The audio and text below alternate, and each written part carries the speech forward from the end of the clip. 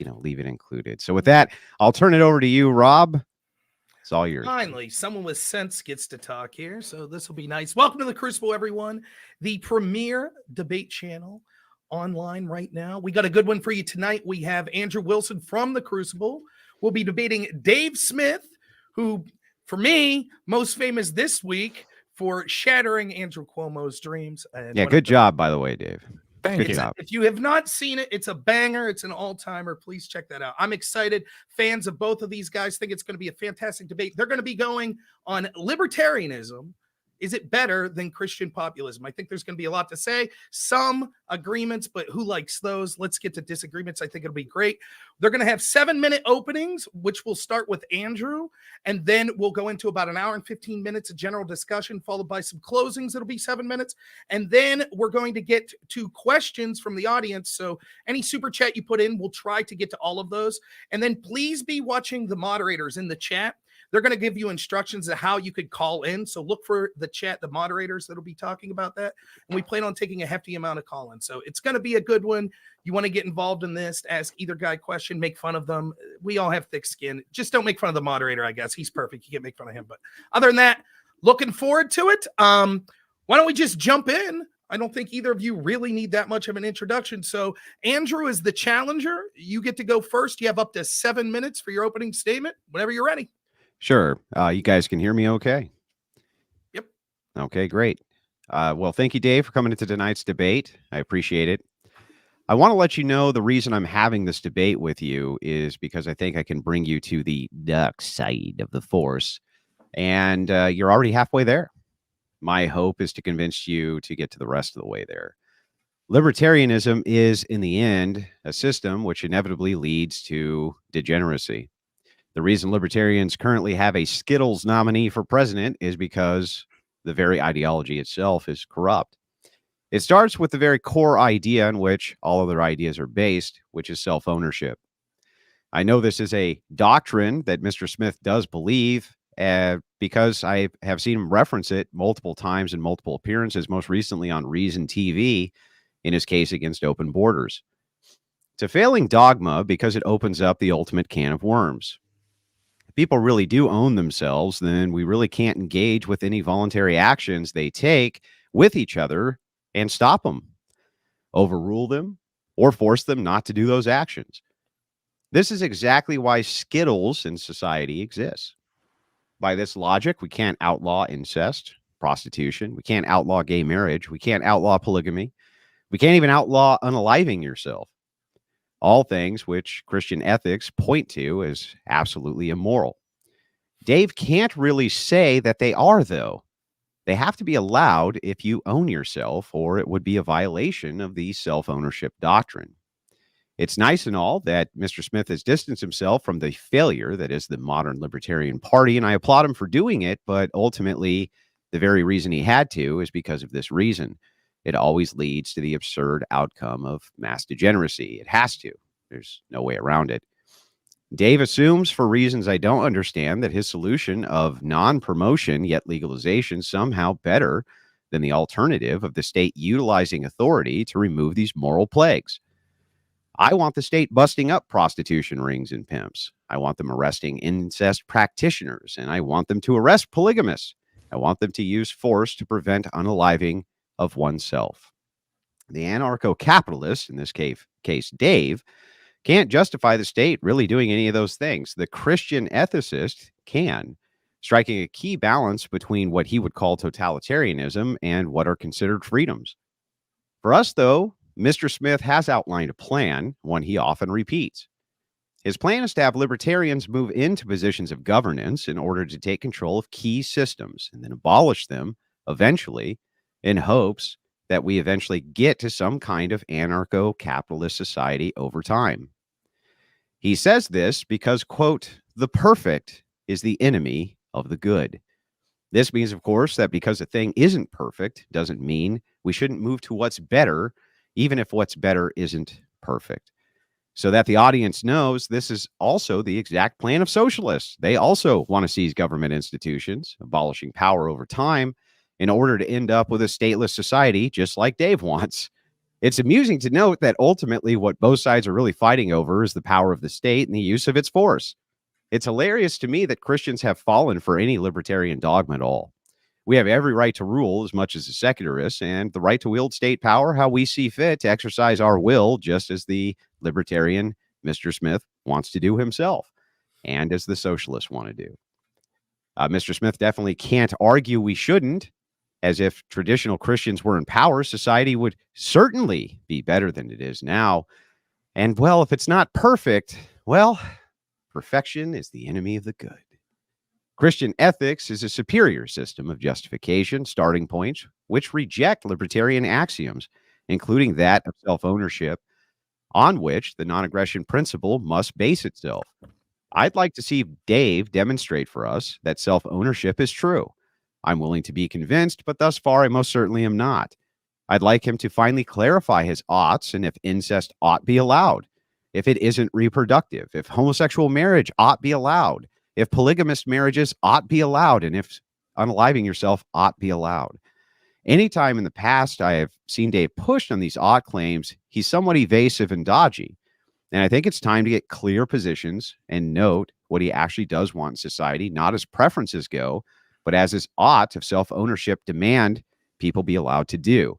With no evasion, tell us what is true, that you do believe prostitutes ought to be able to be prostitutes if they want, that those who want to unalive ought be able to do that, that polygamists ought be able to marry as many people as they want, that Skittles people ought be able to get married, that drug use ought to be legal regardless of the drug. I'd like to get into these distinct philosophies. I think that's enough for us to start with. And with that, I'll yield my time to Dave. Okay. All right, Dave, whenever you're ready, go ahead. You got up to 7 minutes. Sure. So as I said, I'll make my opening a bit of a response to yours because I'm just meeting you guys tonight and I didn't exactly know what I was in for. But I will say that I know, Andrew, I have seen on Twitter, you in your bio, you refer to yourself as a paleoconservative. And that I would just say, sorry, were you going to say something? Oh, no, sorry.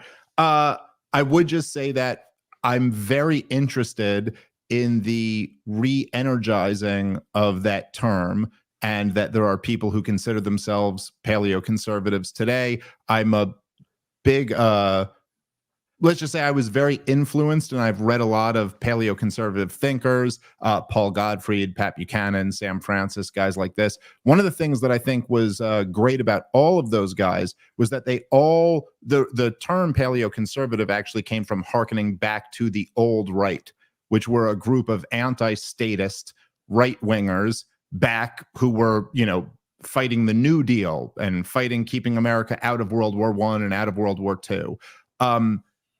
I would just say in response to some of the things you said there, the idea of libertarianism and self-ownership does not at all imply that anyone is allowed to do whatever they want to do. And it certainly doesn't imply that you can't say something is horrifically immoral, even if it doesn't violate the principle of self-ownership.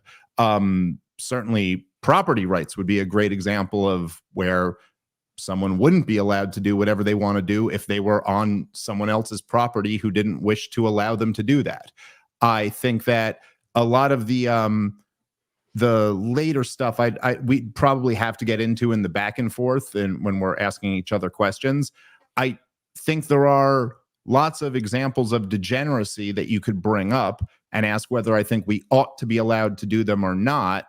The question to me isn't so much whether we ought to be allowed to do them, it's how society ought to treat them and what exactly has led us to the point where these awful things are so celebrated.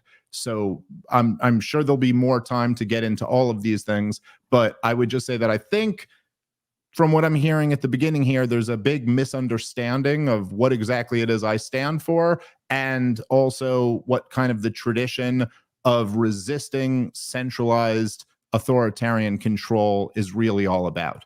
But I'm happy to talk more about this. All right.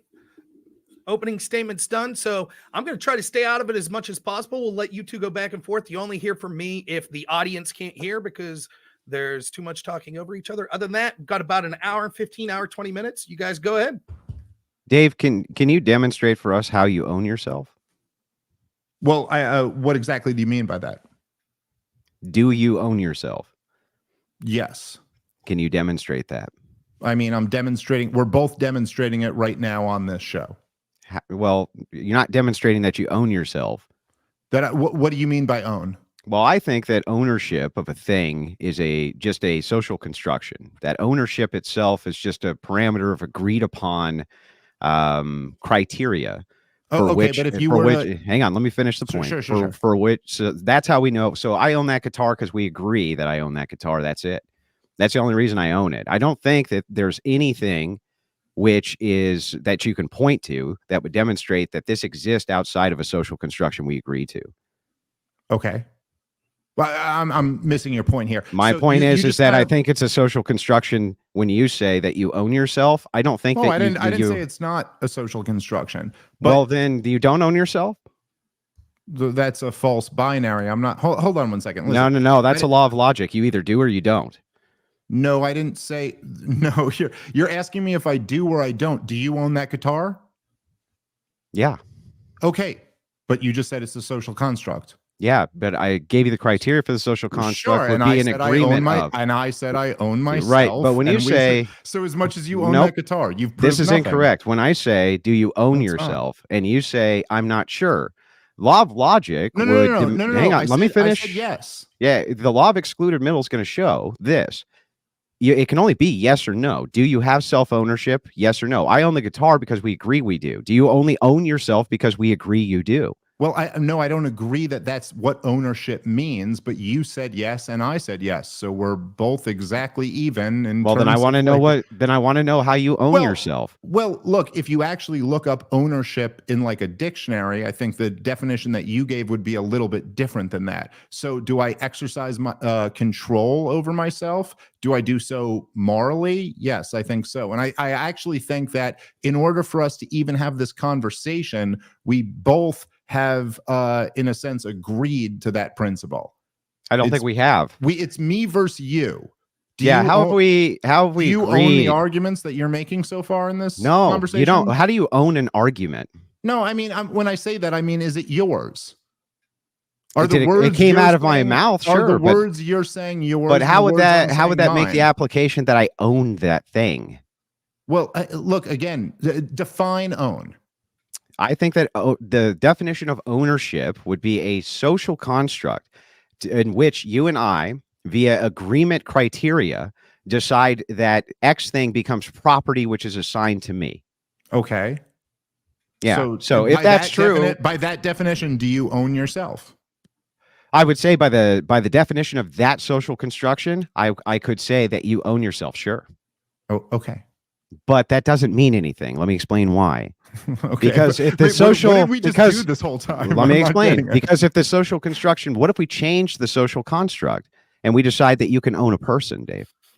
Right. Okay. And what if we change the social construct and says I own your guitar and I own you? What do you, that's exactly right. What if we change the social construction of ownership to mean you can own a person? Does that mean that people no longer own themselves? Well, the difference here, right, is that, and it's the word that I mentioned that you didn't, is that I would say that ownership would imply that you're justified in that claim. How are you justified in that claim? How am I justified in the claim of owning myself? Yeah, you just said if you agreed it's a social construction. So if we agree that it's a social construction, then we can own other people as via social construction. So that would be justified. Well, I don't think so. So the major difference there, right, is that as we're having this conversation, and clearly what's the goal here? To persuade, probably not to persuade each other, but at least to persuade the audience who's listening to us, because we recognize that they are in control. Forget the word own, because that's triggering, evidently. But they are not triggered by the word own. Okay. When I say triggering, meaning that's going to start a whole nother debate about semantics. So yeah, but semantics are important in a debate. Okay, well, all right. Let's not do this tactic of interrupting every 2 seconds. So let me just finish my point here. So we are both presuming that the people who are listening to this are in control of their own thoughts and we could potentially persuade them toward our cause. And so if we're doing all of this, we kind of are recognizing in some sense that it's more valuable to persuade people than it is to, I don't know, just enforce our will on them. And so in that sense, I would say that, yes, there is some kind of norm that there's a justifiable path where you can persuade people versus force them. Sure. Well, I agree that you can persuade all sorts of people and that can be part of a societal norm and that everybody can agree that that's part of a societal norm. Right. That does not demonstrate that you own yourself. Thus, the key principle for the non-aggression principle, which is self-ownership, that's where the violation comes in. Do people own themselves? Is that a justified position or isn't it? I'm saying that, yes, I think it is. But again, then can you demonstrate it? Well, what would you mean by that? What would it mean to demonstrate that you own yourself? You would have to prove that you own yourself. That I can control myself, or what? Again, just be clear about what you're asking. Well, here, let me give you an example. Yeah, I'll give you an example to the contrary. I have seen throughout all of human history that human beings seem to be able to own other human beings without much problem.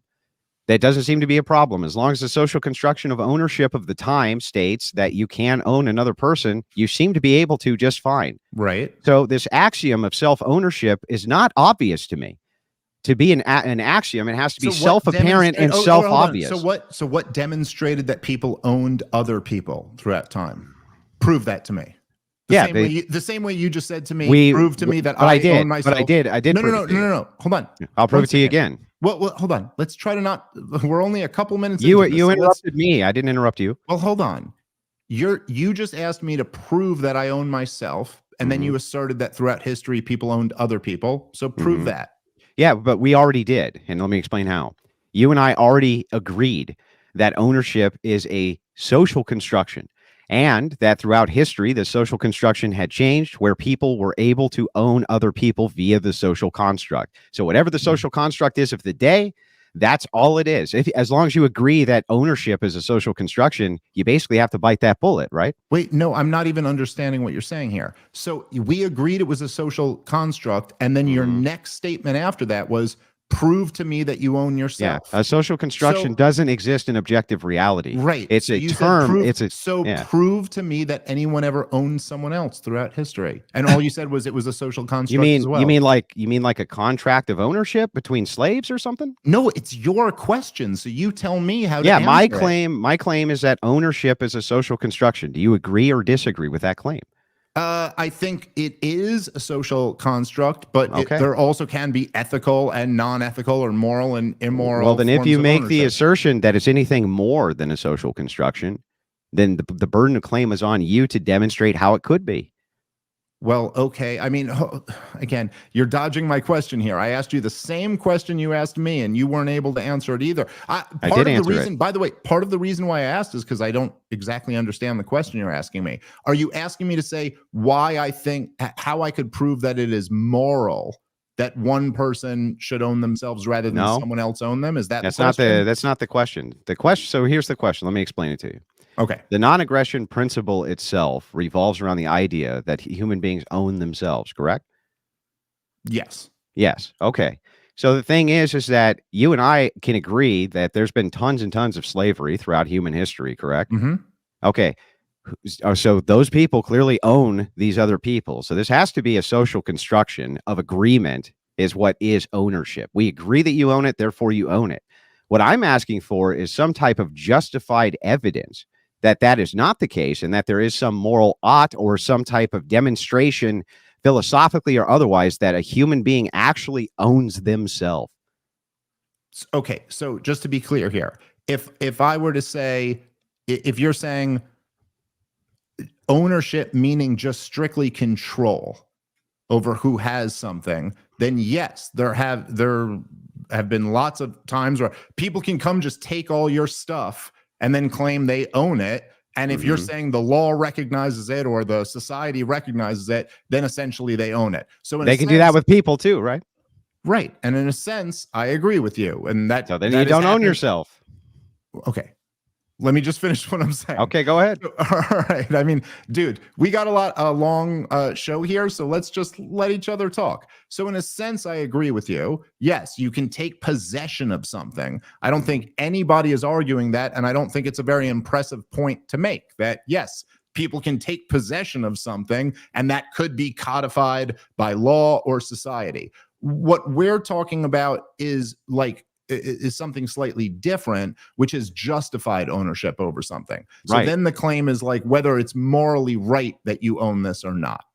Fair enough. And I'm sure there's lots I'm just of looking areas, for the demonstration of what is morally right. Sure. Sure. Well, okay. If you're looking for the demonstration of what is morally right, I'm sure there's lots of areas where you would believe something is morally right and something else is wrong. And the demonstration of it would be what? That this is what you believe. This is what seems to be right and wrong. This is what has been accepted. And no, my justification would be divine command, not seemings or phenomenal conservatism. Okay, which is what seemings sure. are. So okay, but so divine command. So what? And how would you exactly determine what is and isn't divine command?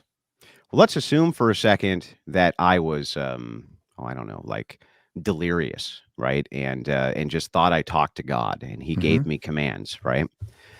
If it's just preference, if we're just going off of preference, just things which Dave prefers are true, and Dave just prefers that you own yourself because he does, then any preference that I came up with in this delirious state where God was speaking directly to me would be just as valid as whatever preferences that you just axiomatically come to because you just want them to be true. My claim here is that libertarianism at its foundation, at its fundamental foundation, is flawed because this axiom of self-ownership isn't actually true, but rather a social construction which is asserted as though it is a truism when it clearly is not. So it's a fundamental flaw. The reason that you guys come up with such absurd conclusions like that prostitution ought to be legal and all these other things is, and by the way, Dave, you have to end up with that. Otherwise, people don't own themselves. Do you think the state should come in and stop your brother from unaliving himself, for instance? Do you think that they should do that? Well, all right. Stick with your point that you were making at first, because you're just jumping all around here. Well, so no, what was the first thing you were saying? Well, I already there? gave you the point. I'm saying I reject your axiom. I reject the axiom of self-ownership until otherwise demonstrated. That's my point. Okay, so what would you, so you're saying that if I'm sorry, I'm just trying to understand the first part that you're saying here because I'm not getting it at all. So you're saying if somebody hallucinated that something was right and wrong and it was horrifically not right and wrong, that somehow that disproves the idea that anything is right or wrong? If it's only axiomatic and based on preference, it would be just as valid. So how do you determine if anything is morally right or wrong? If it's from a preference base, you couldn't. Okay, so how do you determine that anything is morally right or wrong? I do it from divine command. You do it from preference. No, you do it from divine command. What does that mean? Explain that. So this means that I follow Christian ethics. I use transcendental categories inside philosophy to create justifications for the values which come from God's laws. That's what I do. That's a lot of words to not say anything. How do you determine? Do you know what transcendental? Right, do you know what transcendental categories are? I don't understand the words. It sounds like you don't understand. Okay, explain it to me like I'm really stupid. I don't understand any of the words. So explain it to me. How do you determine if something is right and wrong? Okay, so what I would do to make these determinations is we start with objective versus subjective. Is it a subjective value or is it an objective value? If we start with it just being a subjective value, then who cares? We never need to go any further than that. We just never need to go any further for justification. So what I've determined is that your values here in libertarianism are subjective value based. Therefore, there's never a reason for me to justify anything objectively to you because any subjective preference I have is just as valid. You're not answering my question at literally, that's the most precise answer you could ever get. Andrew, if you're how do you determine if something is right or wrong? Divine command. And then I asked you what that means, and you said I just nothing. Explained. No, you didn't. You just said that you think my basis is subjective. Okay, fine, Dave. I'll make it super simple because God tells me so. Is that better for you? Sure. No, okay. That's the answer. That's the answer. Okay. God tells me so. God tells you, yeah. And through what means does God tell you this? He directly communicates right into my brain. He's like, that shit's wrong. Okay. Yeah. All right. So just to be clear, the point of that is that Andrew, it sounds very good when you attack someone and say, that's subjective. But when your response to that is God communicates directly into my brain, that also, I mean, I don't know what the word is for that. Subjective. But it would be subjective would probably be the word. But that's my whole point. That's how I'm granting your entire argument. It's like, it doesn't matter ultimately objectively. But your counter is also subjective. So right. So then that means that my preference is no worse than your own preference. Well, I mean, no, it means by your argument, we're even. Yeah.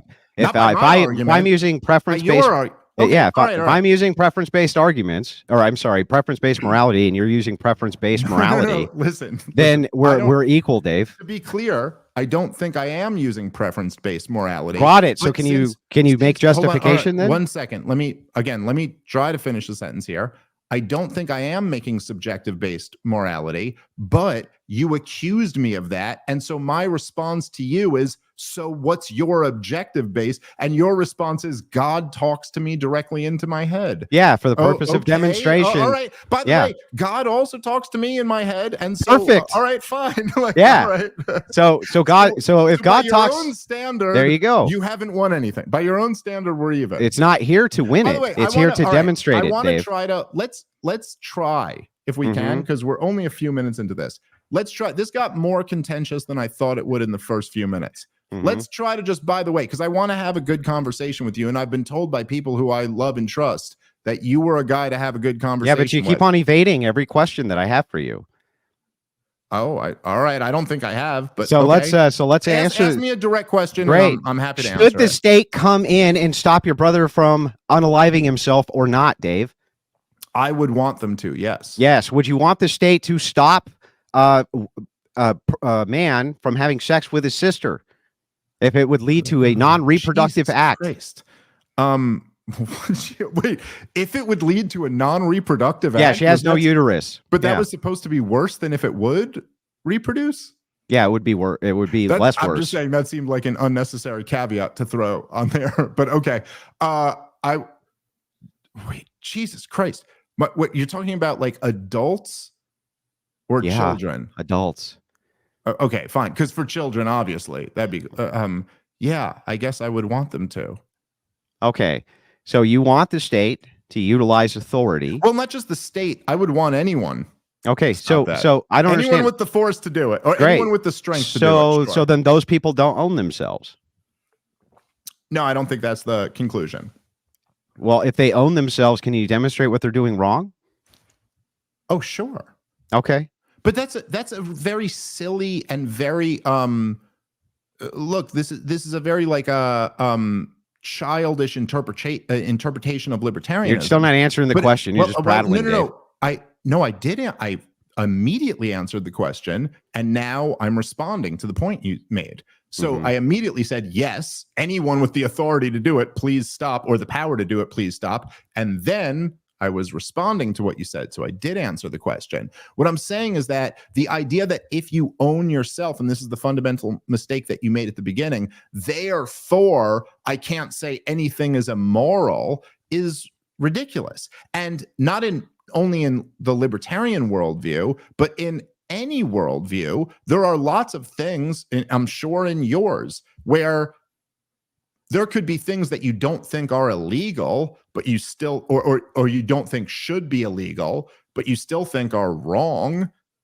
So that doesn't mean anything. If I think people own themselves, I can't think there's something horribly wrong about this. That's not the point. So I'll explain again. Okay, sure. So please. If you want the state to go in, if a brother is banging his sister and she can't reproduce, I don't know how you could demonstrate. Why does reproducing matter in this? I'll explain sure. Why, so that you can't bank on reproduction as being a harm because it could have like some kid who's all fucked up. So I'm just taking that out of the equation. Okay. I gotcha. I'm just taking that out of the equation, right? She has no uterus, they can't reproduce, or maybe they're homosexuals, right? And they're just related. If they own themselves and they're adults, that is exactly what you would make the argument for gay marriage. They're adults. These adults are consenting with each other. Can you actually justify why that's wrong? Sure. Then justify why it's wrong. Well, I can justify why it's wrong. Okay, there's two separate questions here. And this is almost like, I think what you need to pick apart. So look, there's two questions. One is, could I justify someone using force to stop them? And then could I justify why it's wrong? You get where those are two different things? Yeah, I'm just asking why it's wrong. Yeah. Sure. Yeah, but so let's do that. Okay. Do you get why those are two different things, though? You get the point I'm making? Yeah, sure. So can you answer the question now? Yeah, dude. Listen, man. Do you want to like have a decent back and forth here, or like do you want to not? You're still not answering the question. Okay.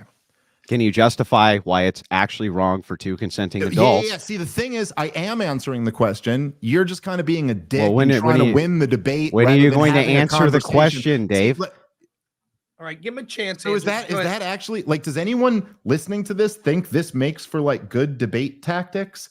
No, you actually are not like recognizing that there's a difference between these two things. So I just told you I do. Let's leave him. All right, do you guys want to do this, man? I fucking like honestly, dude. This is just you've talked way more than I have, Dave. I just want you to answer my question. Can you justify it or not, bro? Yeah. Okay. So anyway, I'll go back to saying, do you guys want to do this? Do you guys want to like do a show here, or like what's the point of this?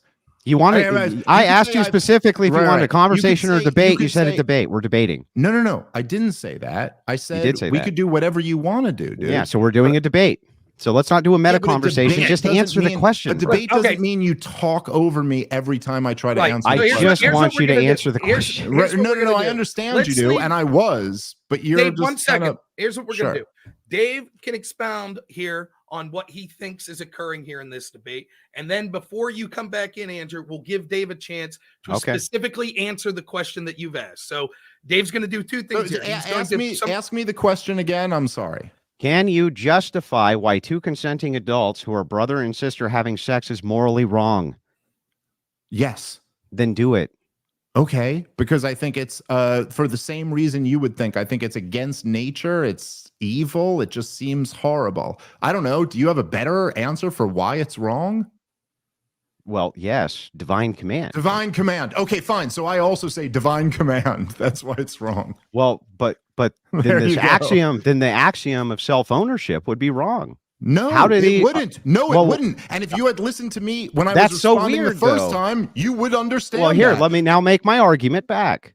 Yeah, if they don't own themselves, right? Or if they do own themselves, rather, and they're two consenting adults, just like two homosexuals consenting adults, why is it actually wrong for them to do that? You say because it seems like it's against nature, which isn't the natural fallacy. Couldn't I just apply that to homosexuals as well and say, well, it seems like it's against nature?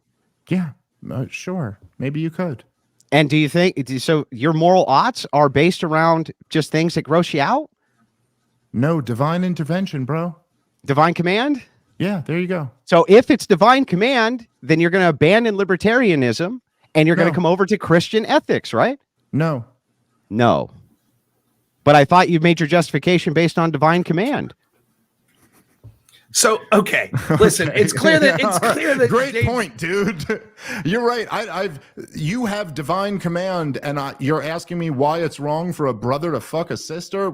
Listen, dude. I know, like, I don't know anything about you. I don't know why Jacob thought this was going to be a good idea. I know you like dominate 20-year-old like OnlyFans sluts in debates. I also dominate 45-year-old comedians in debates. What's your point? 41, motherfucker. And listen, and no, you're really not though. You're asking questions about why it's wrong for a brother to fuck a sister. Oh, okay. I don't know. Because I think it's wrong and yes, awful. And also, do I think that the government, if we're talking about adults, is it being outlawed going to be a great way to regulate that? Probably not. What even is your like vision? I mean, this is like the dumbest fucking question to get into like what the role of government ought to be. Yes, you're right. If the FBI is breaking in and stopping 25-year-old and 28-year-old brothers and sisters from having sex with each other, that's okay. But they do that. Just so you know, they do that right now. Are you opposed to it? They actually arrest people for doing this and they drag them off to jail and they put them in jail for doing that. I'm not nearly as aware of this as you are, Andrew, but I'm not going to fight against that law. Yeah, but here's the thing then. What I don't understand is that if the argument for self-ownership is that consenting adults can do whatever it is they want to do. Because they're consenting adults are not hurting anybody else. This would be a violation of the non-aggression principle. Why couldn't a brother and a sister engage in this in Dave's libertarian land? Why couldn't they? Why shouldn't they be able to? Honestly. Sure. Well, why shouldn't they do it is for moral reasons. I suppose you could make an argument that if people really do have freedom, then a grown, grown adults who are related should not be banned by law and should not have a cop bash him over the head with a baton for like having sex with a cousin or something. Okay, but you're taking this to like this weird extreme example where that happens now. Oh, sure. Okay. Anyway, so you're taking this to a weird extreme example where, okay, let's take it to the other extreme and say, do you believe that the government should rush into your house anytime you're doing anything where they determine that that's degenerate or not moral or productive? You're smoking a cigarette right now. Is that enough of a reason for someone to come get you? Like, would there be any realm where you would say, maybe the government shouldn't be regulating every inch of what I determine from divine, whatever that is moral or immoral? Yeah. So actually, this makes my point for me. This is great. So the reason that I just go ahead and concede a lot of these points, because there's no real reason to fight them.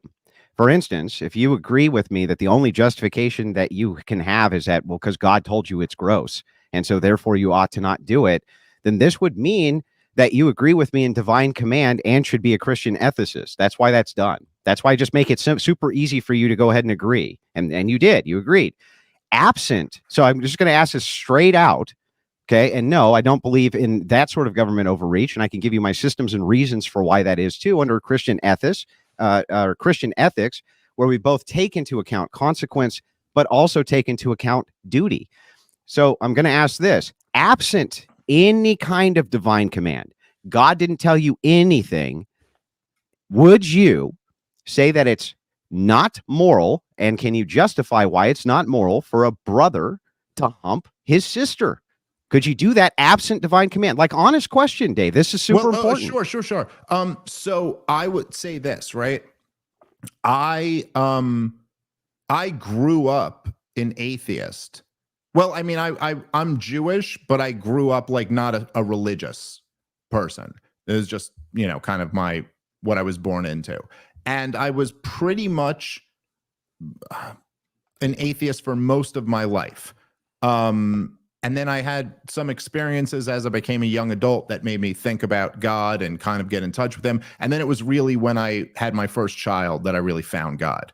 So I would agree with you that, yes, there is something from God that instructs me as to what is right and wrong in this world. Sure. However, but before I ever believed in God, yeah, there was just a deep feeling inside of me that would have been very wrong. And I do believe that was always from God. So okay. I don't know. Then absent God, what that proves. So then absent God, nothing in this argument. Yeah. No, it does though. And I'm going to explain how. Because you're saying that absent God is just your preferences. It's just how you feel. No, that's what makes what's moral or not moral. Then what would make it immoral absent God? See, here's the thing, dude, Andrew, I think you're doing a thing here that a lot of like internet blood sport debaters try to do, which is that you're trying to win before you're actually listening to what I'm saying. I can steel man the entire thing if you'd like. Try to listen to what I actually said and grapple with that. What I said was not before I believed in God, it was just subjective. What I said was before I believed in God, I always had this feeling. And what I believe is that was always God. So to steel man, that's a very different thing than what you said. All right? Sure. So I'll just steel man the position. The position, to make sure I don't get this wrong at all, is that you believe that there was some type of natural law given to you by God before you ever even believed in God, correct? Yeah, I think that's accurate. Great. So I steel man the position. So to my question, which you didn't actually answer, which is this: absent God, if there was no God, could you justify why this would be immoral or not? Yeah, I don't know that you could. I think absent God it's very difficult to arrive at morality. Right. So absent God, so you're divine command as well, divine command theorist, just like myself. So Sure. if that's true and you're a divine command theorist, and we have now shown how self-ownership leads to absurd conclusions like a brother being able to hump their sister. No, but I disagree with it. Okay. Well, okay, why can't, if you own yourself, why can't you hump your sister if she owns herself, Dave? That makes no sense. What do you mean by why can't you? Why can't, if you don't own yourself, why can't you hump your sister? What does that mean? Good question. But my point is with the non-aggression principle, the entire axiom. You're not asking anything, dude. Yeah, I am. So let's just say this. And man, I wish you had picked an example that wasn't so fucking uncomfortable to talk about. But here, you, Andrew, don't own yourself. Why can't you just hump your sister? You could. Exactly. So what the hell are you asking? What's the question? But that goes to my point. I think that if you actually have self-ownership as something more than an axiom, meaning it's justified somehow that you actually do own yourself, it's not just a social construction, then you wouldn't be able to hump your sister if you did not own yourself, right? What do you mean wouldn't be but if able you do, to? But if you do own yourself, you can still hump your sister. The point being, Andrew, yeah, do you own yourself? Under the current paradigm of the social construction, we would say yes.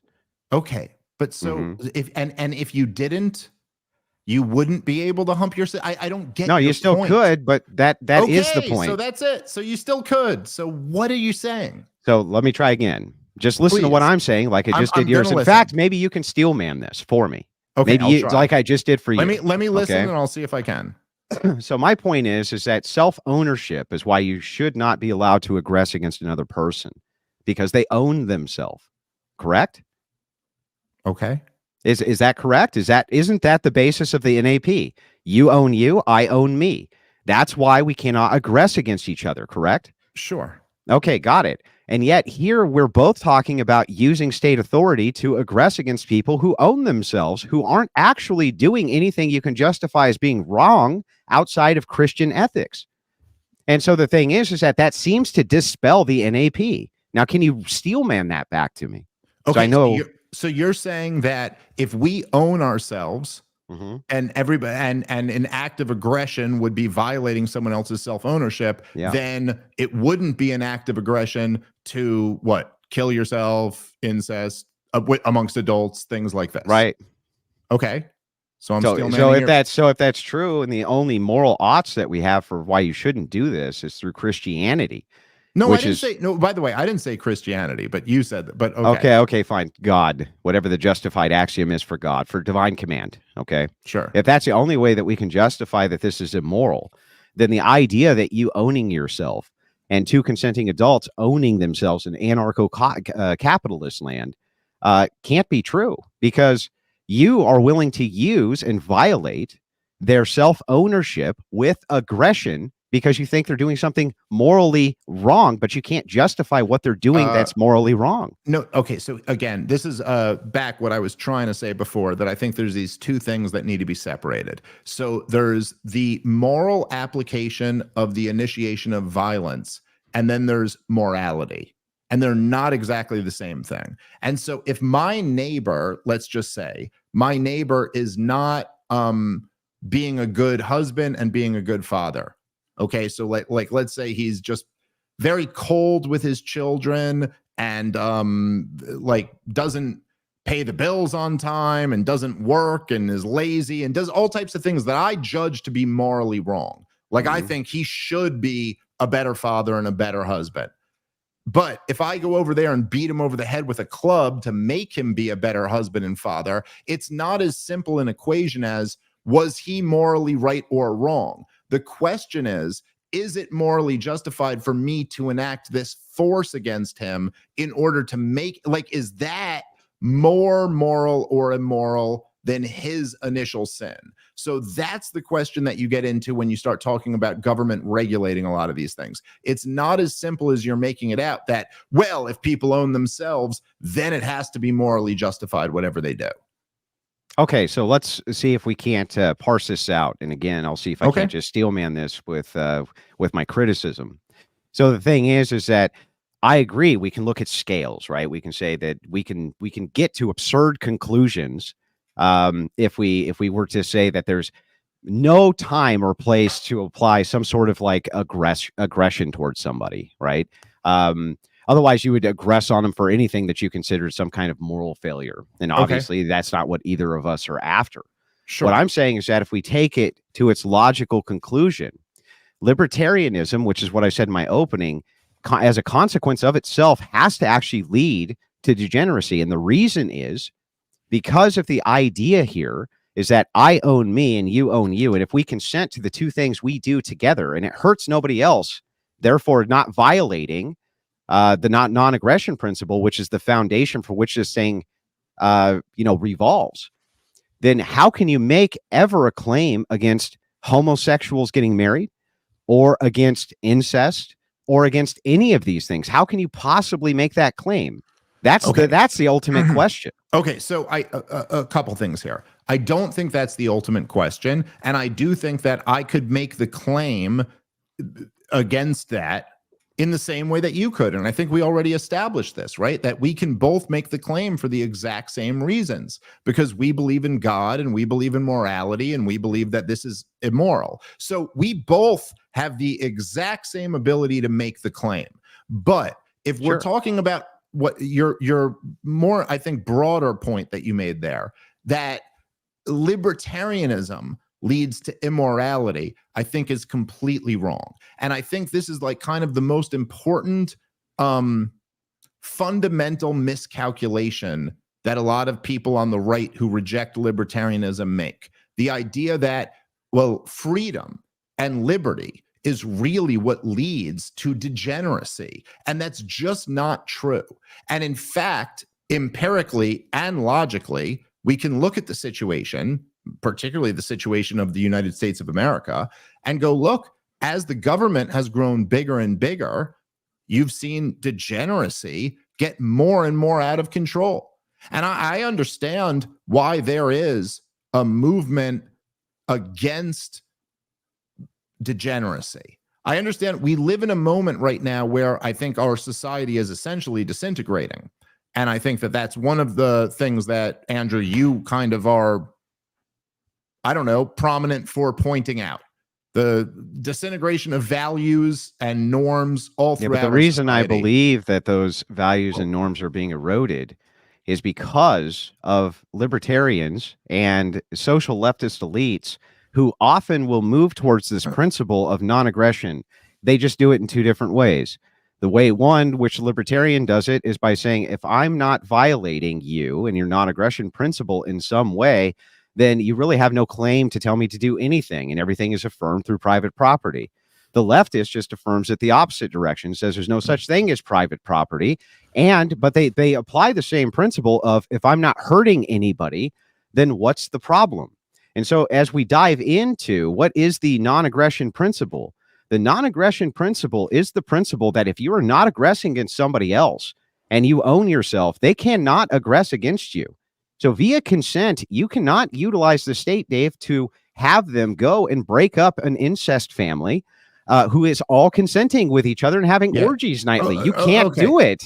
I understand that's your perspective on this, but that has nothing to do with what I'm getting into. So actually what the non-aggression principle implies is that at best, government ought to be severely restricted, and at worst, the government ought to not exist at all. Now, as we've had the rise in government, and I mean, look, in the United States of America, just in the last 20 years, in the last 20 plus years, which we could go back a lot further than that, you've had a tremendous growth in the size of government.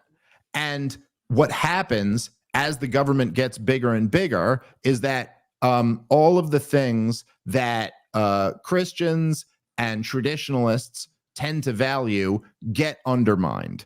And so this institution of the government that is inherently based on violating the non-aggression principle does its absolute best to replace take over and monopolize all of the areas where traditionally family and community had domain.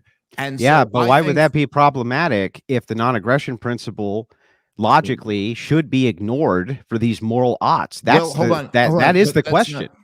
Well, hold on. That's a separate question. The point I'm making is that it's not an outgrowth of the non-aggression principle. It's an outgrowth of a rejection of the non-aggression principle. That's actually what leads to all of this. So then if we were to have the non-aggression principle with a shrunken government, are we still going to use the government in order to aggress against consenting adults who want to have incest? Or not? As long as a government exists, it will be used to aggress against non-consenting adults. And great. So, yes, then I don't know. Yes. Listen, Andrew, you're trying to obsess over this incest argument. Okay, laws against foundational. Laws against incest. I'll grant you that. Sure, fine. Can we move on to any other topic now? Yeah, but can we move on to talking about the state of the country as it actually exists? Yeah, but this is the state of the country as it actually exists. Well, hold on. It's pretty funny because we live under the most powerful centralized government in the history of the world. The biggest organization in the history of the world is the United States of America's federal government in Washington, D.C., spending over $6 trillion a year, employing millions of people with the capability of overthrowing regimes all around the world. And instead, the argument we're getting here is, but if there was no government, who would stop an adult brother and sister from fucking? That's kind of goofy, man. It doesn't really have anything to do with. I just want to let you know that saying it's kind of goofy isn't an argument. You just said if we scale the government down to its umpteenth point of scale down, as long as there was still a government, you would want them to enforce action via violating the non-aggression principle for your preference. So if there was, no, that's not what I said. Well, it's Dave. It is. It's an entailment. If the government's really, really, really big and enforce it right now, and then you say, but if it was really, really small, we would still enforce that because you want to have those laws, then regardless of the size of government, the degeneracy is still going to exist, right? And it's still going to need to be enforced against regardless of the size of the government. I'm sorry, just can you rephrase the question? What is it exactly you're asking me? I'm asking you, if we reach anarcho-utopia, we scale the government down. I'm not for a utopia, but okay. So but whatever. if we reach anarcho, whatever you want, as the ultimate, right? The government is now scaled down to the point where it's essentially gone, right? Would you still want enforcement against this kind of thing? And how could you have enforcement against it without a government? What against what kind of thing? Like incest or gay marriage or any of these degenerate actions. Okay. Well, I think there's a pretty big gap between incest and gay marriage, but I will say that I think there's a gap between that. What is it? But I think they're two different things. Yeah, they're two different things, but they're the same as far as two consenting adults doing what they want, right? Yeah, me and you doing this debate are also two consenting adults doing what they want, but there's a gap between those things. So anyway, what does that have to do? I mean, it logically tracks that if we got, dude, you can't go on these long rambling diatribes, and I do 4 seconds. I do 4 seconds, and you go berserk. Just calm down. Let me ask the actual question. Dude, come on, man. I asked you to clarify your question, and I'm trying to clarify it so that you understand it. But don't act like I'm going on these long rants and you're not talking. I mean, well, you filibuster. Dude. You don't say that much, but I'm still willing to engage. Oh, come on, Andrew. I'm super concise. So I'm super concise. Okay. I'm going to get right to it, right, so that you understand what I'm saying to you. Okay. What I'm asking you is that the enforcement mechanism against this degeneracy, which you consider to be morally wrong, absent a state, are you still going to want an enforcement mechanism against these moral wrongs? You say, there's a big difference between incest and homosexual marriage or homosexual sex. However, the truth is that both of these things are exactly logically similar when it comes to two consenting adults doing what it is that they want when they want to do it without hurting anybody else. How's that not the case? Well, again, as I just pointed out, we're also two consenting adults doing what we want without hurting anyone else, but I think that's very different. So I'm just saying that I'm not even saying I support either of those things. I'm saying I see them as different. No, the truth is that if we didn't have what we have today And this is what happens with every very powerful centralized government, is that their biggest enemy becomes the family, the church, the community, because they don't like things that compete with them. If we actually got rid of all of the impediments between that, you would see an enormous return to normalcy in this country. You would see, I mean, look, starting even in the 1930s with Social Security, when you had the government take over the role of, we'll take care of old people when they get older. What you used to have was what? That parents would rely on their children to take care of them when they get older. Once you remove all of the disincentives toward normalcy and family and community, if the state was to be reduced to the size that you're talking about, no, my concern would not be, do we have federal agents with guns going in to break up incest amongst adults anytime it's happening? I don't even know how you would go about enforcing that. What about people who just want to transition? Again, the transitioning stuff is totally a statist product. This is something that's come out of the universities that are essentially government programs that has been perpetuated by the corporate media and Hollywood. I'm not disputing any of that. Should they be allowed to do it though? No. Well, that's no. Listen, no. Well, okay. Hold on. Let me say this to be clear. Children, absolutely not. You should not be allowed to do that. Adults, a doctor should lose their license if they were ever to perform a surgery or something. But it's voluntary. Like sure. And they consented. But a license could also be voluntary, and a medical board could also be voluntary. So what does that mean? Well, so that's interesting that you bring that up, considering that the AMA was just a large corporate entity that was not government regulated. Did it get government money? Started off as a trade organization, in fact, and what it did was it defamed all other types of medicine, and that was not the government doing that. That was a private institution which was doing that for the purpose Carnegie. Another private institution, Carnegie. The thing is that private institutions are just as susceptible to this type of overreach as the government is. Well, now, hang on, let me finish. My turn. Sure. Go ahead. So as we dive into this, though, these medical licenses, why would you even need to have a medical license in an anarcho-capitalist system? You wouldn't even need to have one. And the voluntarism then of this man who wants to go in and have this elective surgery done, why would that be a problem? There's no medical licenses, Dave. It's anarcho-capitalism, baby. Okay, so if you're going to say that the worst case scenario in anarcho-capitalism is that some random man could go in and someone would give him this surgery, okay, fine, I guess. I think that if you're asking why there would be licenses or why there would be voluntary organizations, because that's what human beings always naturally gravitate toward. But regardless of that, none of that is really the problem. The problem in our society is that this insane shit is being pushed on everyone, and it's being pushed by giant corporations who are connected to the government. It's being pushed by the government class, and most importantly, it's being pushed in the government schools. One of the things, and also being pushed by private institutions and think tanks who go to lobbyists and influence the government. Let me finish. Let's leave Dave finish. Yeah. All right. Okay. So one of the things that I would say to people listening to this, because I hope you guys will kind of try to internalize this a little bit.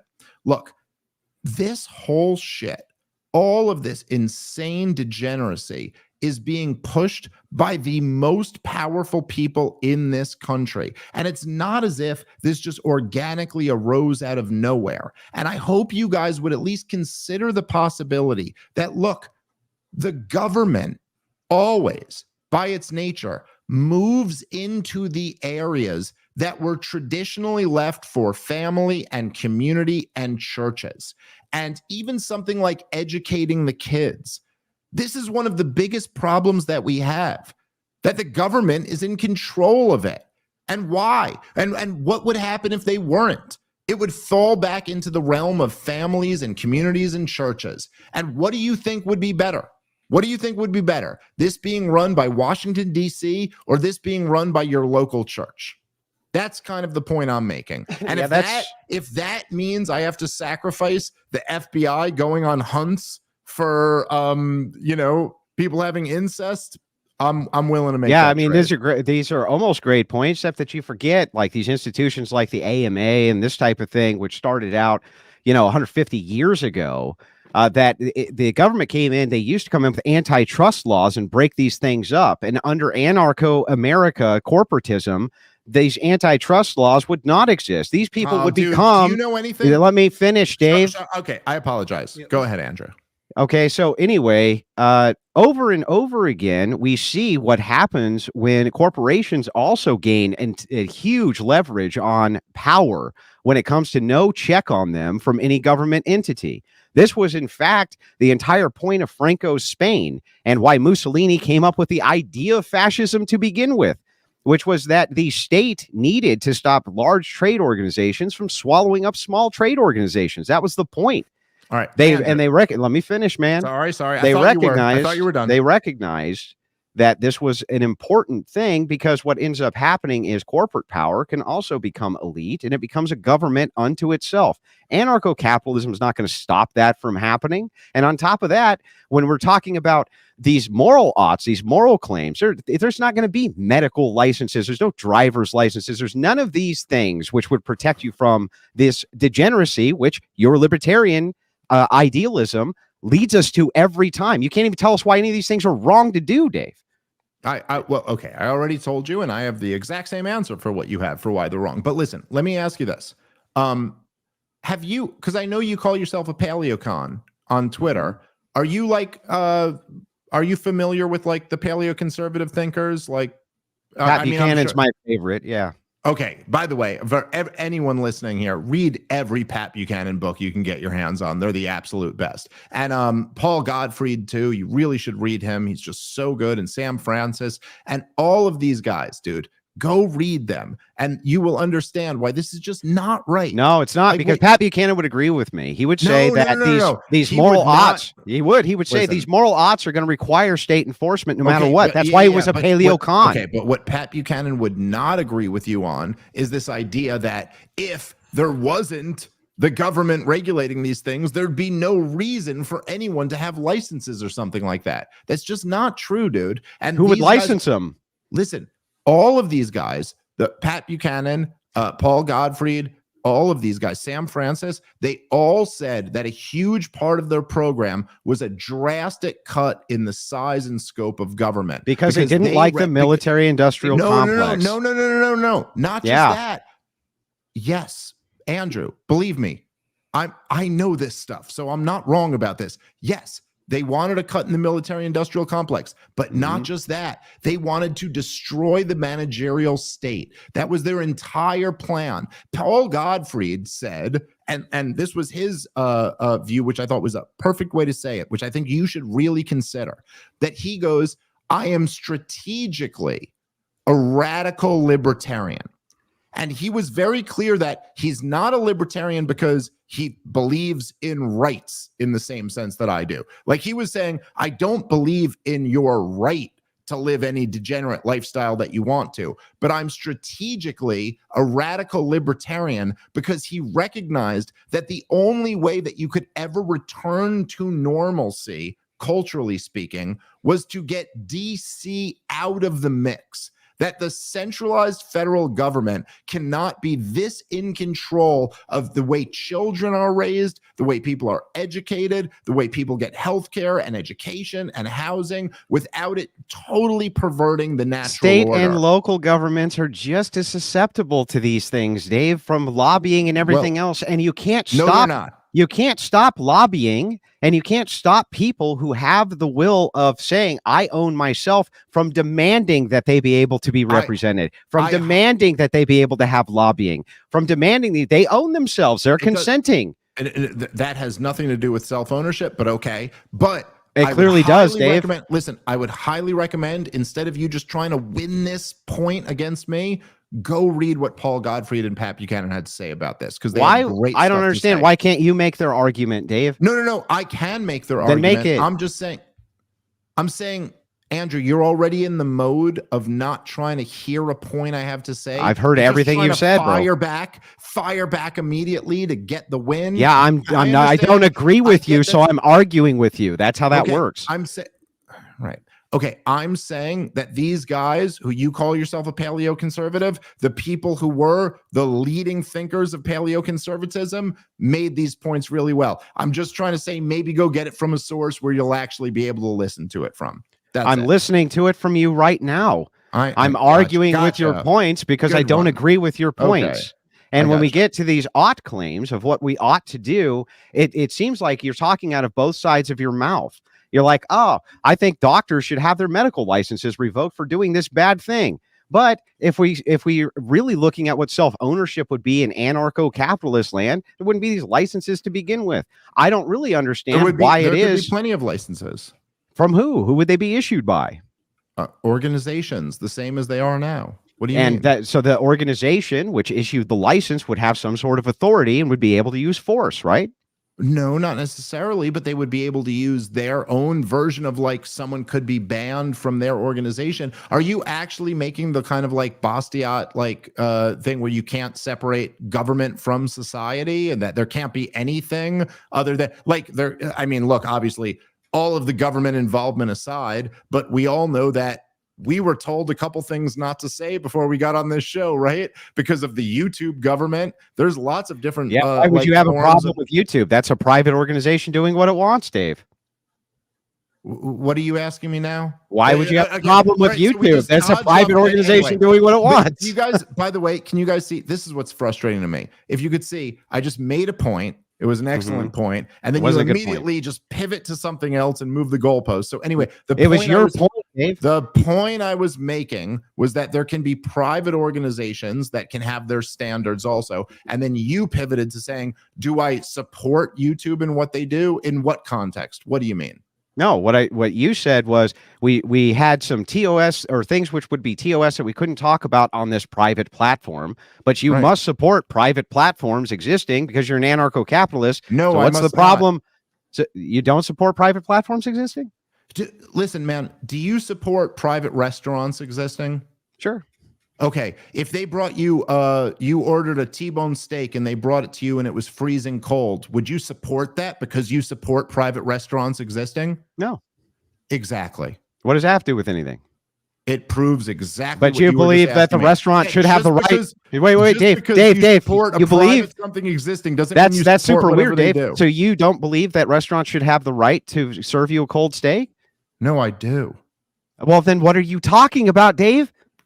Did you honestly not get that? I didn't honestly get that. No, it made no sense. All right. But listen. What Dave is, you, dude.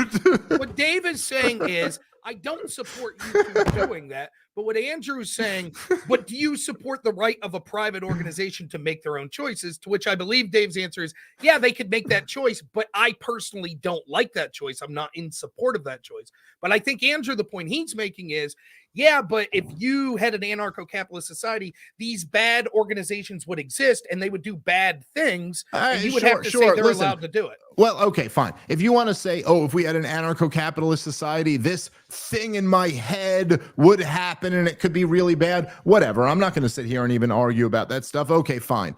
I'm talking about, how about in the real world? We live under the biggest government in the history of the world, and look what it's led to. Let's talk about the world we actually live in. Okay, let's talk about the world that we actually live in. It's my belief that the leftist paradigm, which is a libertarian paradigm of the non-aggression principle, is how leftists are able to control inside of this ginormous government apparatus, which they're continuously expanding. I think that they utilize victim classes like LGBTQ and others and say if they're not hurting anybody, then what's the problem? Libertarians have no way to counteract this because they can't justify why it would be a problem either. So what they end up doing is saying, well, we can't really say shit, can we? We can't really tell you that gays can't be married. We can't really tell you not to expand victim classes. We can't really tell you any of these things because ultimately you believe in the same principle that they do, which is do whatever the fuck you want as long as you're not hurting anybody, man. The good is the good, man. We'll smoke the dope, man. All of this is that's just completely ridiculous. I think that libertarianism if you follow it to its logical conclusion, would tell you that the Civil Rights Act was not justified, would tell you that government funding all of these universities is not justified, would tell you that all of this stuff, like, I mean, it would tear down the entire thing. Wait, it would tell you slavery wasn't, or abolishing slavery wasn't justified? What? Would it tell you that abolishing slavery wasn't what does justified? that have to do with what I just said? Because that was an act of government, right? Wait, hold on. But what does that have to do with what I just said? Because when you're talking about civil rights, we're still going back to self-ownership. The Civil Rights Act has nothing to do with slavery, dude. No, but it has to do with self-ownership. And pre-Civil Rights Act, there were slaves, right?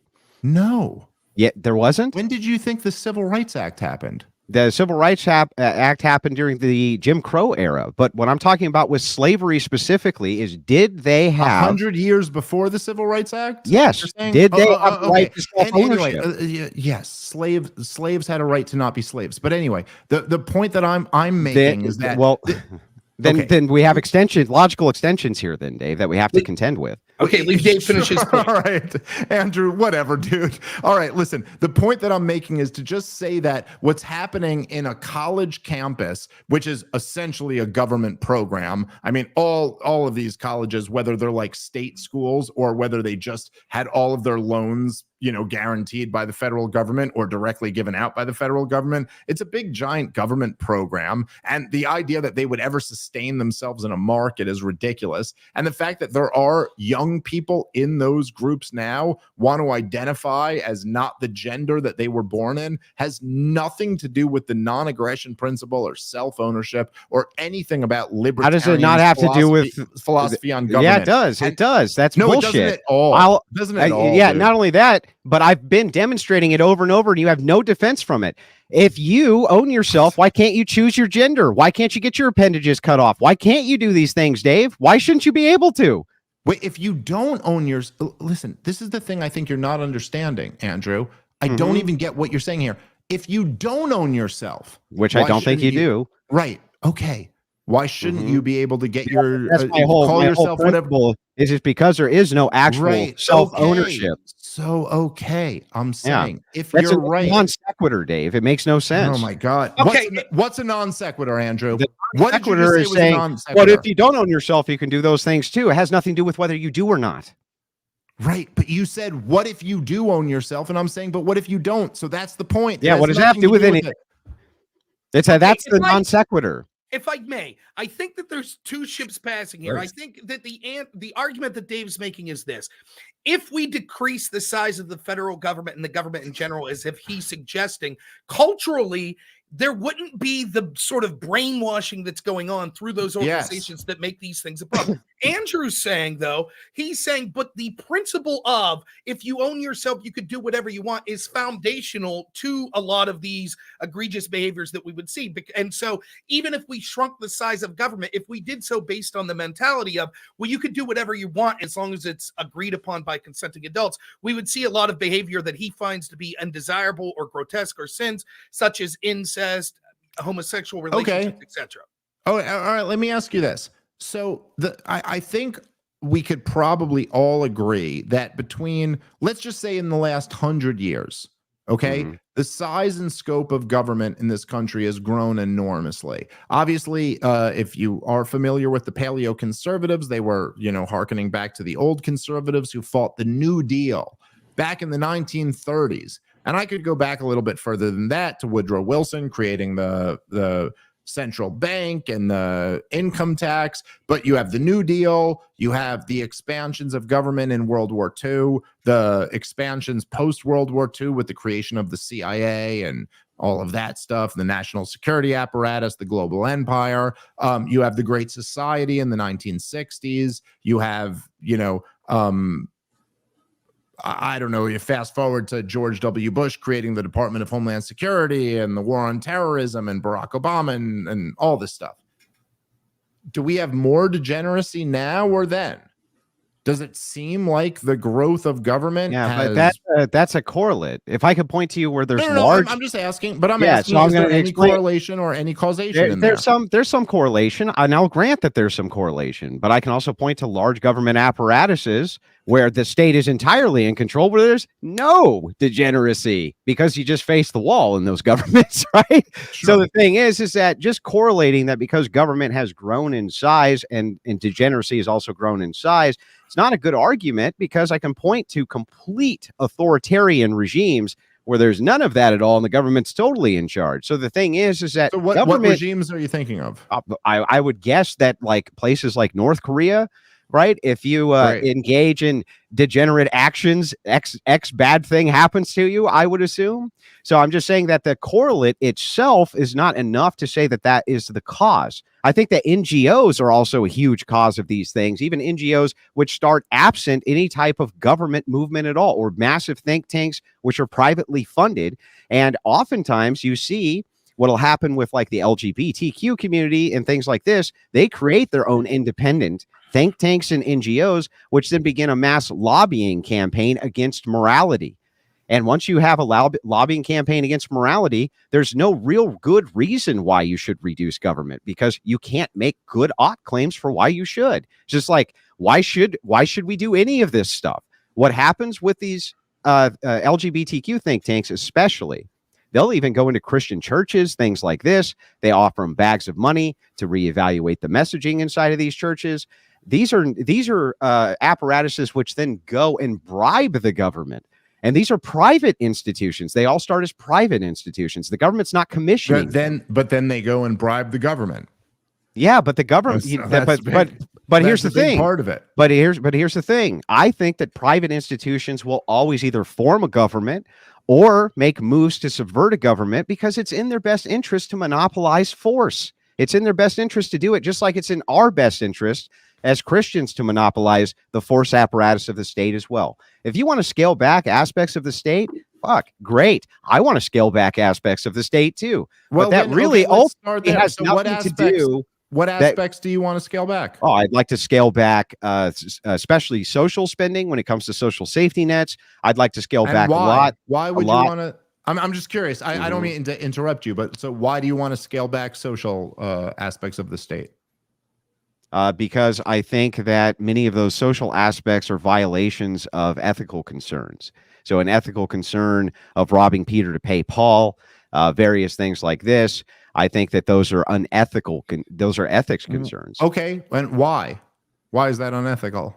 It's unethical because I follow Christian ethics, and under this particular ethical framework, we would say that this type of theft would be incorrect, and that the state apparatus, it's not really their concern to move into that. That would be charitable organizations which would move into doing distribution that way. I'm so curious about this, so I just have to ask, because you kind of like grilled me before about what my ethics are. So what is it? So we share the same. We share the same ethics. So I don't know what your argument is. I'm not making an argument. I'm asking a question. So robbing Peter to pay Paul, why is that unethical? What do you mean by that? Well, I'm saying that if you have centralized relocation from the successful to the non-successful, the reason that this becomes an ethical concern is because you're engaging in theft, obvious theft. Okay, but isn't that always what government does by its nature? No. Is robbing Peter to pay Paul? No, I don't think that taxation is necessarily theft in many circumstances. I think it can be theft. What makes it theft in your description, but not in others? In which description? So you just said it's obviously theft to rob Peter to pay Paul. So what made that theft, and what makes it not theft in other situations? Well, I don't know. Maybe I'm not understanding the question correctly. Can you give me an example? You just said in your example that this was robbing Peter to pay Paul, and it's theft. So what makes it theft in that situation, but not theft in other situations? Like what other situation are you talking about? Dude, I just need a comparison real quick so I understand what you're asking. What makes it in any other situation that government takes money from people not theft, but in the one you just labeled theft? You mean, okay, I see what you're saying. So you're saying, why is it theft to take a bunch of money out of a rich guy's account and give it to a guy, who's just poor? because you want to, versus some other unique situation like infrastructure spending or things like this. What you just said, Andrew. Stop buying time, man. I'm just curious. I'm not trying to buy time. I just want to get it clarified. I just want it clarified. Okay, I don't think that infrastructure spending is theft. I don't think that taxation, property taxation even, is theft. I don't think those things are theft. I think that a direct taking of your account for the purposes of giving it to a social group based on immutable characteristics is theft. That would be theft. I'm just curious. What makes that theft? That you're taking a thing which does not belong to you and creating a distribution of the thing which doesn't belong to you. But so why wouldn't that be true for property taxes? Because you don't actually own the property. Right. So, but you just said they're taking something that doesn't belong to you. So, do you actually own that property? No, this is why I'm saying that the construction, the construction of ownership is just that, a construction. Yeah, so property Andrew, is a construction. Hold on, Andrew, I think I have you in something here, and I think you know I do. Why was it theft? No, I just want to make sure I'm clarifying it. Why was it theft in your example? Why did you own it in your example, but not in mine? Because I don't really understand your example. That's why I'm trying to get it clarified. It wasn't mine. It was yours. I'm saying yes, the example of scaling back to rob Peter to pay Paul. I would say that is theft. However, taxation for property, I would not say it is, because when you're robbing Peter to pay Paul, why is it theft? Yeah, because it's based around the construction which we have for theft or non-theft for property. That's the point. If I may. If I could try to clarify, I'm not trying to make anyone's argument. Yeah. Just clarify what he's talking about. This is what's going on. Dave's saying, like, look, if under your theory, all taxation would be theft because it's taking away from a person and giving to someone else. You seem to be saying it's not theft if it's giving to sort of a public good. So like property tax to pay for roads, that's not theft. But property tax, presumably you would say this, property tax to pay for welfare for single mothers, that would be theft, or to pay for LGBT issues or something like that. So he's saying, why isn't the property tax always theft? And you seem to be saying it's only theft if that money is given to particular entities. He's asking why that's the case. Oh, based on immutable versus non-immutable. So if you are utilizing infrastructure and things like this, and you're paying for that infrastructure, you have local levies which are gone through and voted on for that infrastructure. That can't be theft, because essentially the majority of your population is volunteering to move that money into the government coffers for that purpose. Whereas there is no such thing as voluntarism when it comes to the government levying your account. That's not voluntary and never has been. However, you have what's called... Sorry. I'm going to explain. You have what's called duties, right? Duties can trump theft. For instance, you could say if you own yourself and the government conscripts you, that they're stealing you. Are they stealing you, Dave? I'm sorry. Are they stealing me? If the government conscripts you, you have a duty to go. A duty to go defend your homeland if you are conscripted for war. Is the government stealing you? They're enslaving you, sure. It's enslavement to be conscripted in a draft to defend your homeland. Well, I mean, look, you see, to defend your homeland. How about if they conscript you to go over to Ukraine and fight the Russians? Is that enslaving you? Yeah, I'm not sure that it is, because I think you do have duties. So if your government led by Joe Biden decides that you're now conscripted and you will be on a plane over to Ukraine to fight on the front lines, they haven't enslaved you.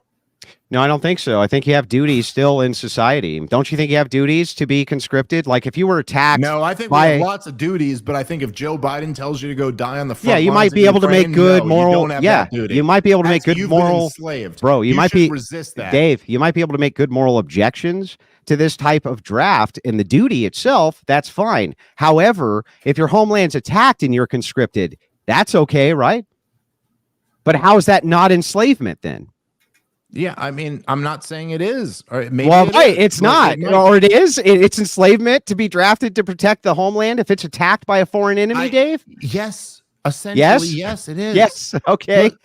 Look, So Great. hold on. So no duty at all. Here's the No thing. duties. Here's the thing is that it's funny because you start laughing, but then like you can't, when I say if you were grabbed, gun put to your head and dragged out to the Ukrainian front lines and forced to fight on the Ukrainian front lines, you can't say, yes, that is me being enslaved. I think you can But make then you moral turn it- objections hold to on, it. Yeah. hold on. Then you turn it to what if like people are, invading our country. Okay, so I'll say this.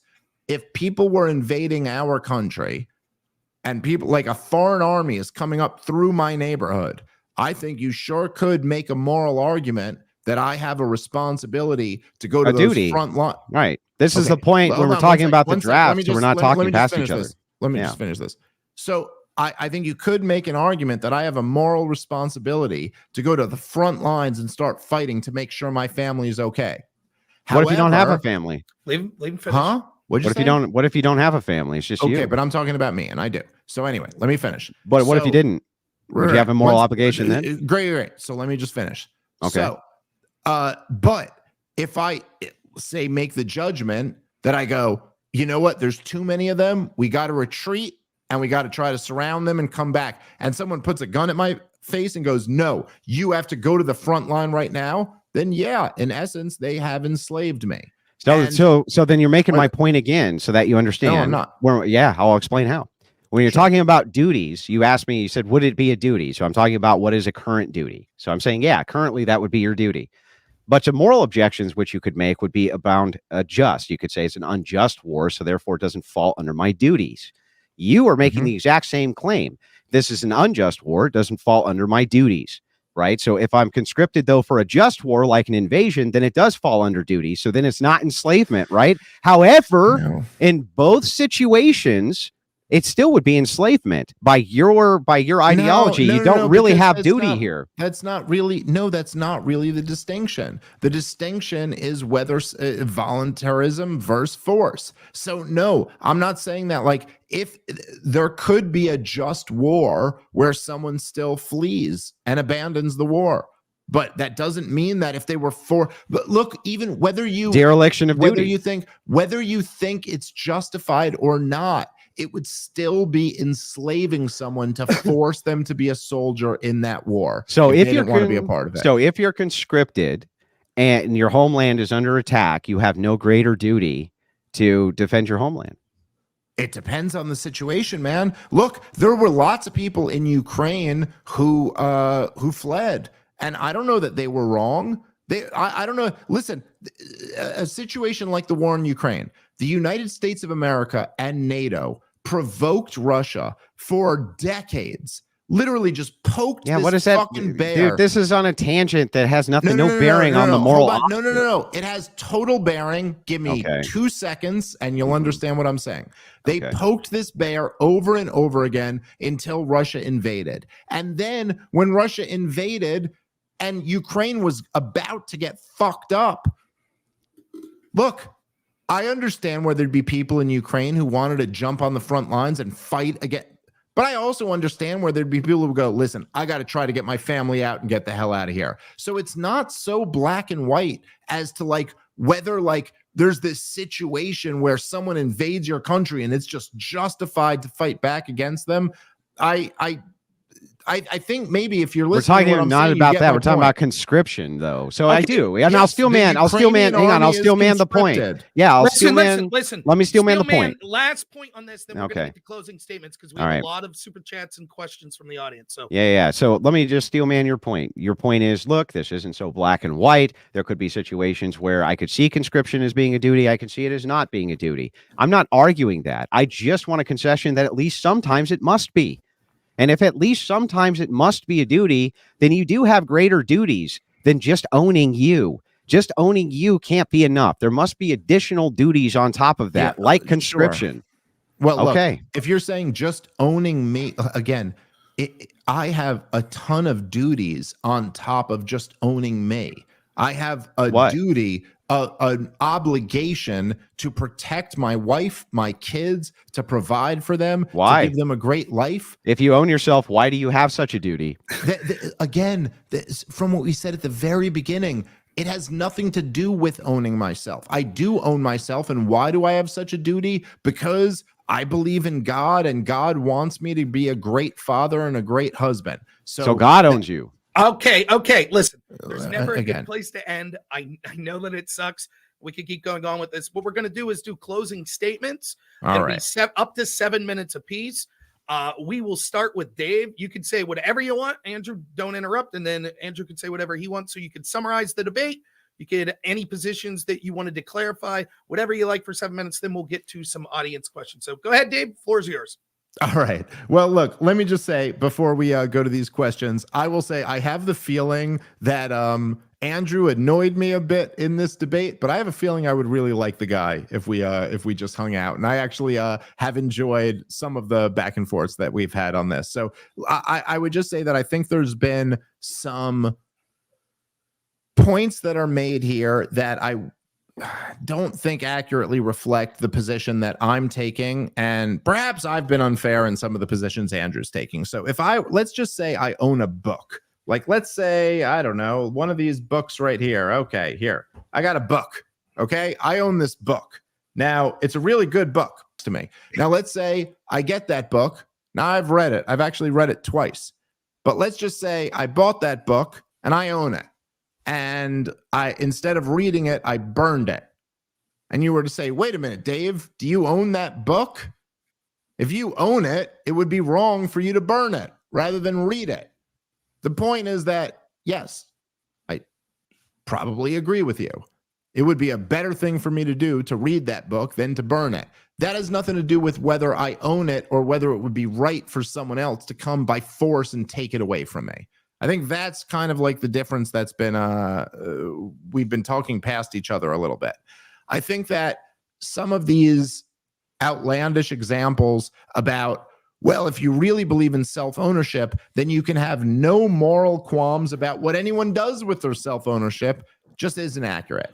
And I think that in the world we're living in, and this is something, again, that the paleoconservatives, their best thinkers, please, anybody listening, go read Pat Buchanan or Paul Gottfried or Sam Francis or any of these guys. One of the things that they understood was that part of the reason why American society has degenerated so much, part of the reason why we've had such a divergence from normalcy in our culture is because the government has gotten more and more powerful. And if you want to have more power in the hands of communities and churches and parents and families, you want to reduce the size and scope of government. So that's what I would say. And whatever Andrew wants to finish with before we go into questions. Okay, sounds good. Andrew, you got up to 7 minutes. Go ahead. You would like me. I'm a real fun guy to be. I'm just a fun guy, Dave. Okay. So the thing is I did enjoy the debate. Just so you know, I don't take any of this kind of stuff personally. I think that this type of discourse, as brutal as it can be, and as entertaining as I think it is for people because it's so brutal, I don't feel like you're a guy who holds personal grudges. And it seems like you kind of enjoy, as much as you might not have enjoyed some aspects of it, I think that you probably enjoy the back and forth as much as I do. Ultimately, though, you have to reevaluate some things here, I think, ultimately. And I'm still going to bring you around to my way of thinking. And perhaps next time we won't do a debate, but we'll just do a good old-fashioned convo. The first thing is that you kind of pretend and are pretending to the audience that these are extreme examples of things which I bring up, but they're not. These are things which are happening right now. We have incest laws right now. We have laws against LGBTQ or for LGBTQ right now. These are social issues of our time, transitioning social issue of our time. These things are not things which are in a far away, far off land, in a faraway future. These are right now, right here, right in our face, and we're discussing them as though they're right in our face because they are. And so when we get to the moral ought portion of this, you realized, I think, early on that you can't really justify self-ownership as anything other than a construction, and that your morality comes from God. That's why I was willing to just kind of grant all the absurdity and say, sure, it's just God talking in my mind. Dave says, me too. It's like, great. Well, then we agree. It's all divine command. There's no ownership. It's just a social construct. Perfect. Now we know where we can go with our moral ought claims, how we get to where it is that we're going. Unfortunately, for these oughts, we're going to need enforcement. There's no way around it. And that's going to require some type of enforcement apparatus. Now, maybe it doesn't have to be the state. Fine. But I didn't hear anything absent the state. I never actually heard Dave say a word about why people can't engage in these if they own themselves. Unfortunately, he never really gave us any good reasons for why, if you do own yourself, why you can't engage in these absurd activities, other than he just really doesn't like them, other than to appeal to what I would, which is divine command. And if that's the case, you don't own yourself, and the non-aggression principle no longer makes sense. He never could justify that, ever. And that was kind of the core at the heart of this debate. When we get into duties, he says, I do have some duties and obligations, but when I ask him where they come from, it's not, it's from God. Again, it's divine command, which gives him these duties and obligation, not libertarianism.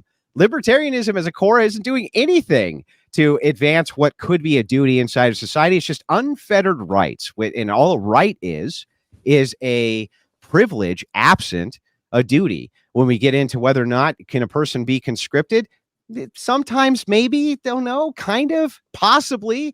It just, it's context matters. It's like, okay, yeah, context matters, but at the core, can they, without them being slaves? I think that Dave kind of understands, yeah, there's a time and a place for that, where there's a greater duty that we have to appeal to. Overall, because it was combative and we are coming at it from really different worldviews, I don't think we got to the heart of everything that either of us would have liked to have gotten to the heart of. But I did enjoy the spirited debate, and again, no grudges at all, Mr. Smith. And in the future, I'll just come on your show and and we'll have a good convo or something like that. But I do hope you did enjoy yourself at the very least. So thank you. I did enjoy myself, Andrew, and thank you very much. I don't agree with your synopsis of my opinion, but I am definitely down to do another podcast together. Well, cheers to you, sir. Cheers, brother. I had fun. I loved it. We can drink. Are they nationalists? Are we're gonna make that legal? All right, good. Yes, good. I insist. I thought it was great. I would love to talk to both of you. I was writing down things. If I was debating either of you, I would have said to both of you, but we don't have time for that tonight. So here's what I'm going to do. We are going to go through half of the super chats. There's a lot. So audience, I ask you to please bear with me. And because we have a lot of people that are on the call as well. So we have about an hour and 15 minutes left. So the first thing I want to say is thank you to anyone who subscribed or that donated subscriptions to people and memberships. We really do appreciate it. It means a lot. We're going to try. And as a quick intermission, I'm sorry to cut in. Dave, while you're at maximum audience, can you shout your channel out, tell everybody where they can find you and where they can follow you? comicdavesmith.com is my website, and at comicdavesmith on Twitter, and I'm part of the problem on YouTube and all over the place. But yeah, thank you guys. Well, I just want to let you know that I had worked on this great rhetorical flourish that I was ready to use tonight that I couldn't deploy. So I'm just going to tell you what it was. It was going to be okay. So it was supposed to be this this idea that, it came up where you would say something like, well, I'm a comedian, you know what I mean? I'm not going to know the great ins and outs of these moral oughts. And then I was going to respond with, oh yeah, well, I'm an entertainer and I'm super entertaining. So tell me a joke, funny man. And it would have been rhetorically effective, Dave, but I never got to employ it. So I'm pretty upset about that. I'm not going to lie. I'm pretty upset about that. All right. Well, listen, it was a good plan. It was a good plan. It was a good plan. It just never happened. So I am going to not read each subscription donated, but we do appreciate it. But I hope the audience will understand. Just 20 and up on the supers, bro. 20 and up. All right. So here we go. You sure? Just 20 and up? All right. That's fine. So we got from Daniel Morgan. Dave, what objective standard do you ground moral law, such as the non-aggression principle, or anything for that matter, in? I know you believe in God, but if that's just general theism, by what standard do you ground any objective morality? I mean, it's a good question. I think that I don't know that me or Andrew had a better answer for that than I always thought before I was a believer in God that it was kind of a silly argument that theists made when they said you can't have morality without a divine power. And the more since I've found God, I've agreed that, yeah, you probably can't. Like there Probably really is can't. no other way to get to morality without a belief in a creator. And since I've believed in a creator, and I don't think that's not even really the right way to say it. Since I had my first kid, I've just kind of known, like I just kind of, since I've been aware that there is a God, it's been just more obvious that most of the things that are just deep rooted in us as inherently wrong or right come from that. And so I don't know if I have much of a better like moral foundation than to just go that all of us deep in our core know there are certain things that are wrong and certain things that are right. We're going to get you over on the duck side. It's happening. I don't think so, but I do agree with that. I mean, I do think that's the center of all of it.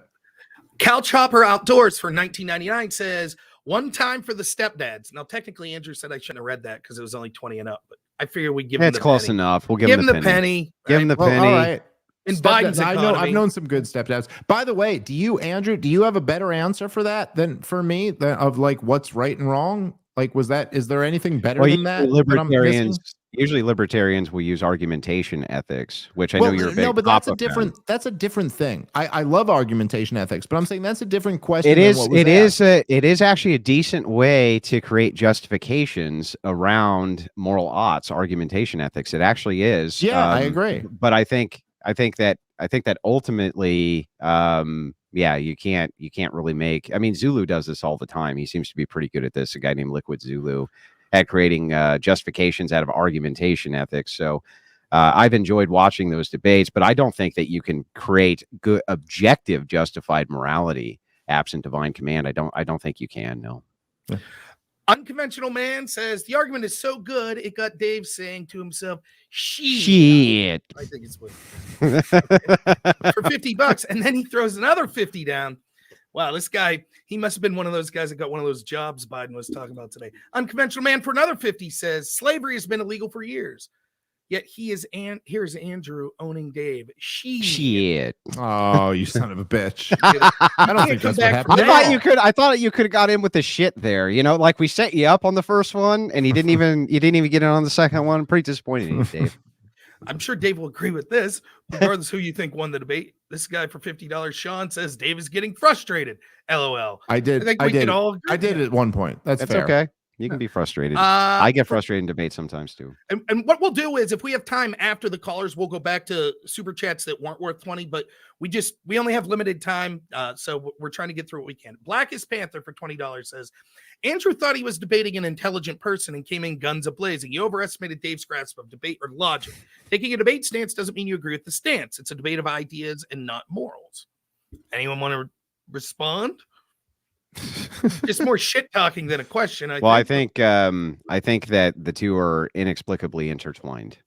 Okay, let's go with Righteous Muffin for $20 says, Andrew, you and Dave are in the same place. He wants libertarianism ran his way. You want Christian ethics ran your way. There are different sects of Christianity. Why is yours the correct one? Because said so? Because I can create philosophical justifications for my own. And my own is the original Church of Christ, by the way. That's why. Would you agree, though, that perhaps the people that would come into power would not share your interpretation? Of course, it's a possibility, which is why I advocate that Christians should be trying to seize power. I think it's a good idea. Dave actually advocates the same thing for libertarians. He recognized the same flaw in his own party, which is, we can't be so idealistic. We forget that we have to actually have power for our idealism, right? Like there's no way around that. Sure. Yeah. All right. I mean, it's just the way it is. Yeah, I agree with that. Now I don't know what this MX. No. Skip it. We don't take pesos here, sir. Yeah, I'm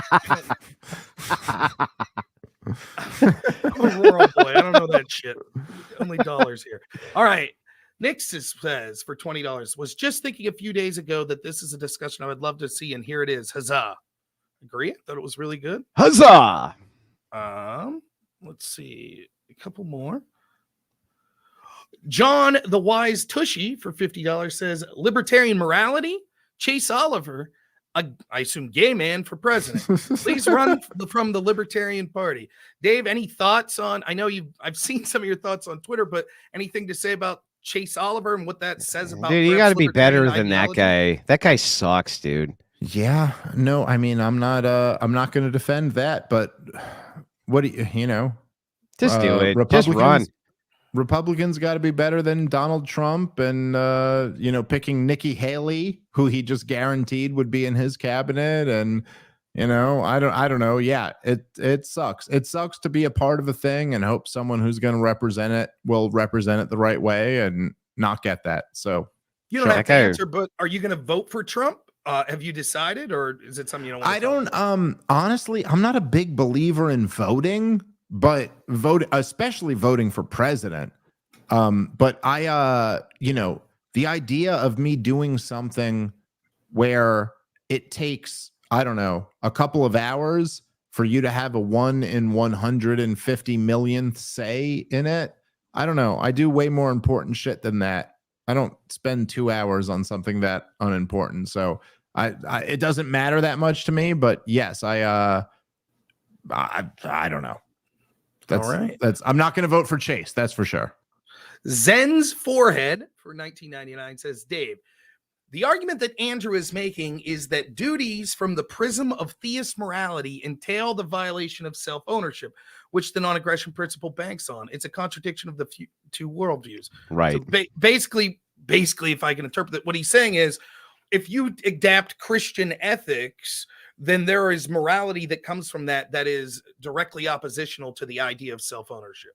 No, okay. So, give me an example. By conscription. Okay, but in what scenario? In the most charitable scenario you can possibly think of. If you can say conscription in the most charitable scenario, fine. But then maybe you just have to own the principle of conscription in general.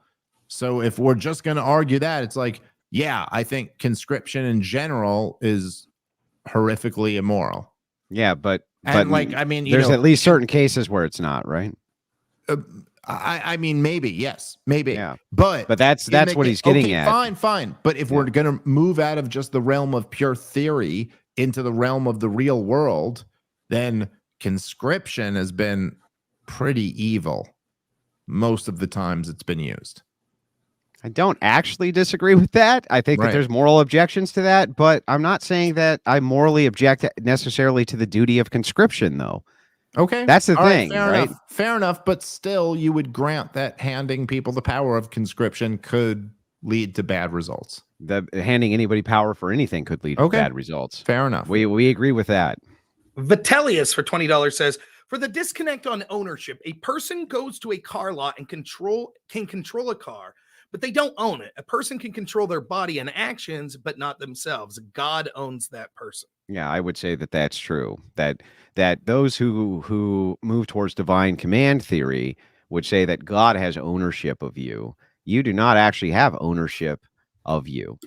You have will. That's true.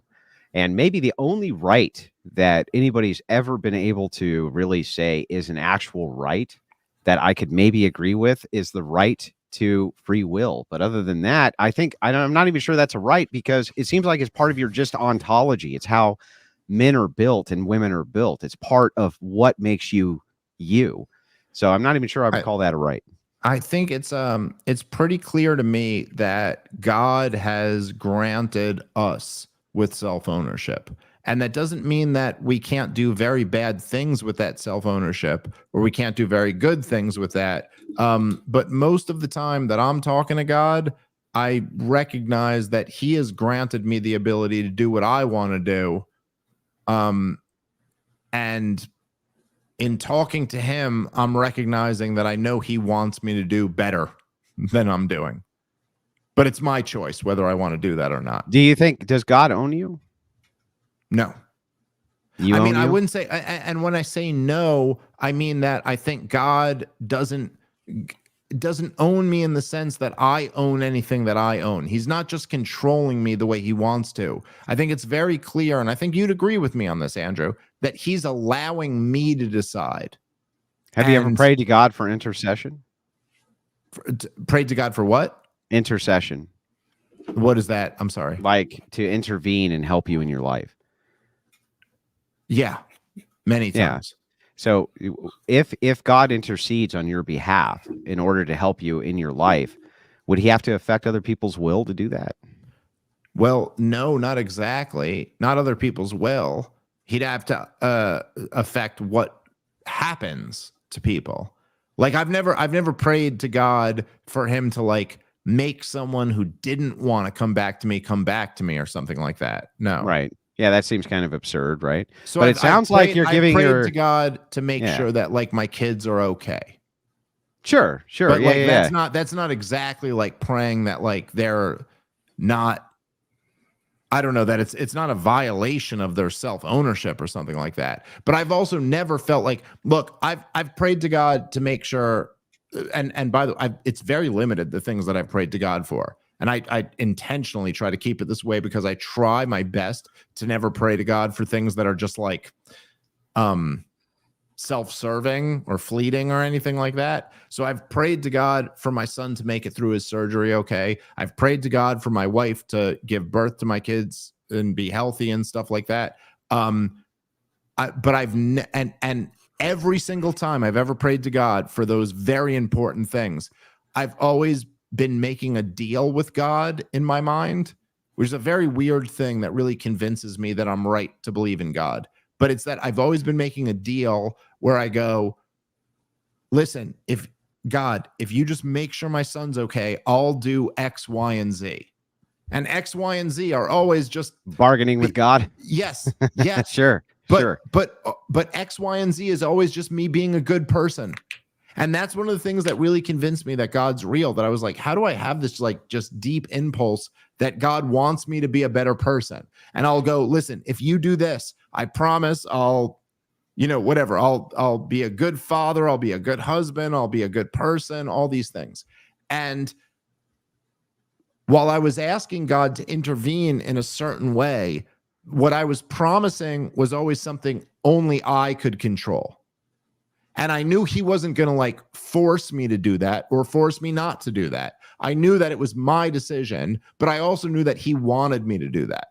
Let's assume for a second that God could put a truck in front of he could convince the truck owner to put a truck in front of a prostitution house that your son was about to walk into. And he avoided that because God had convinced the person to park the truck there. Would you want him to? I think that my job is to raise my son well enough that that's not an issue. But if it was, I don't know. You don't know? Like, honestly, I don't know. I don't know. And I don't know because I'll say this, right, Andrew? So my kids grow up in a world so different than I grew up in. And I don't know that much about you or your story, but I'll just tell you that like I grew up in a pretty fucked up environment. And my kids are raised in a very loving environment. Like Good. my kids are like, I mean, Jesus Christ. They're just surrounded by love and they have everything they need and and so anyway, I don't see my son ever being in that situation, but I was certainly in that situation. And I went through a lot of situations in my life that I don't know that God stopping me from going there was any better than me going there and then recognizing what that was and then learning from that. So it's just a little bit difficult. I just have one last quick follow-up, Sure. just really quick yes or no. Do you believe that Christ is God? I don't know. You don't know? Okay. Yeah, I don't know. I honestly, I don't like, I don't have a strong opinion on what religion is right or wrong. I just know that I found God after I had my kids and I've had a relationship with him ever since. I'm telling you, we're going to get you over to the dark side. But anyway, go ahead. I don't know about that, but we'll see. We'll see. We do appreciate the super chats that keep coming in. So we're going to get through these real fast because we got a lot of callers. So I'll try as fast as possible. If you all have something you think is really important to say to one of these, please go ahead. But otherwise, we'll zoom through them. So here we go. We want to save at least an hour for callers. Yeah, we got about an hour left. I want to try to get him out at a hard 3. I did promise him that we would try to do that. I did. So All right. So there's never been a society of 350 million people didn't having a government. Dave had to concede there are an infinite number of things an ANCAP can't account for, most notably who fills the enforcement positions.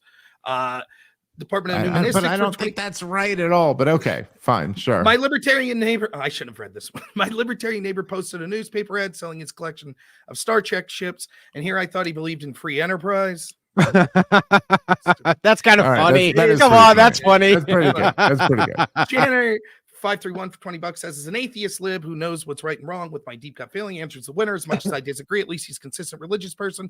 Maps what he thinks onto society's prescriptions. JL says, the father allows the prodigal son to take his inheritance and go waste it. Then once he becomes back to his senses, he decides to repent and come back to his father. The father didn't force him to come back. Iron Ball Sack for $19.99 says, debating is for bromos. Have Andrew on POTP and have an actual conversation. We are on the same page, gang. Ben George for $20. Happy to. Ben George for $20 says, I will. And listen. Dave came in and he's running the Crucible. That's why it's called the Crucible. He is running the Crucible. We're about to get to callers. He's going to run more of the Crucible. If Dave wants me to come on his program, we're coming on the program. It's reciprocal always. Absolutely. Happy to have you on. All right. Ben George for $20 says, God doesn't own you. You give yourself to God and trust in his will. Unfortunately, people have given themselves over to the government, even though no one trusts them. JL says for $20, given that this is a parable of the prodigal son, which was said previously by him, illustrates how God works with us. What is your justification for thinking God has commanded us to enforce his divine commandment? You want to answer real quick, or let's get to callers?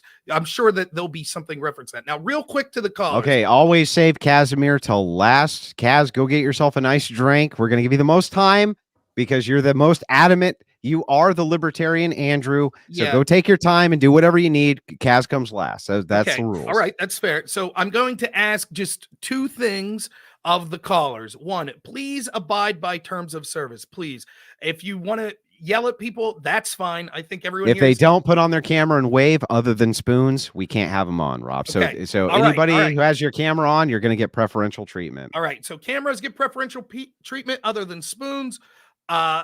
So let's start with spoons then. And the other thing I'll ask is, please, we don't have 15 minutes for everyone. Unfortunately, I wish we had more time, but we don't. So keep it to like 5 minutes back and forth. Ask a question, maybe have one retort, and that's it. So, okay.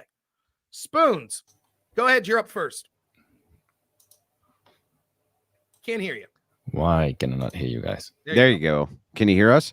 Hold on a second. Okay. Real quick second, Spoons. Yep. All right.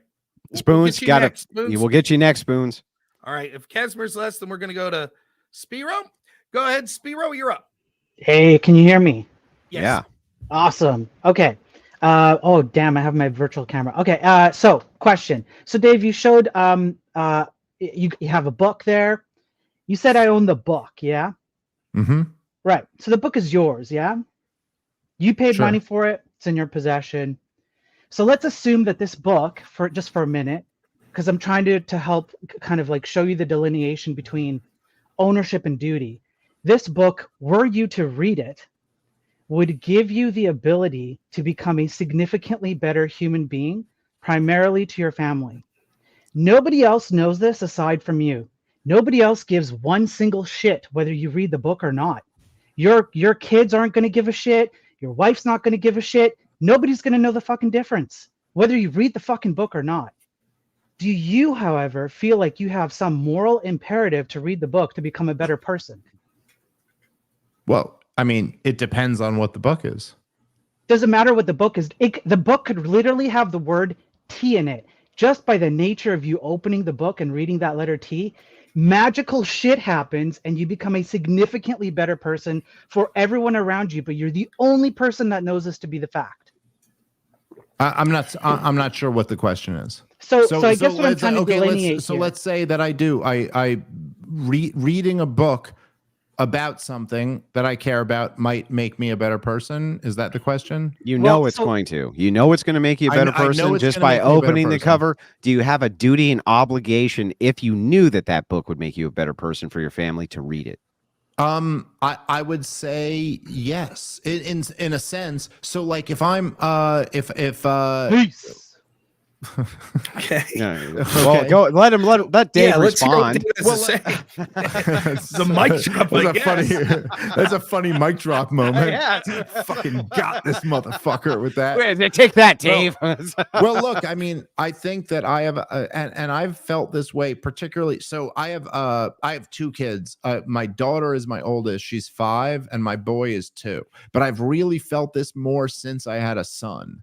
Although I'm sure this was true when I just had a daughter also, but that I do feel like if I'm going to be a guy who's out on shows, you know, talking about what I believe in, then I better know something about what I think I believe in. And so, you know, if I'm reading a book about whatever, like maybe it's, you know, I have a debate on the war going on in the territories. That one region, you're right.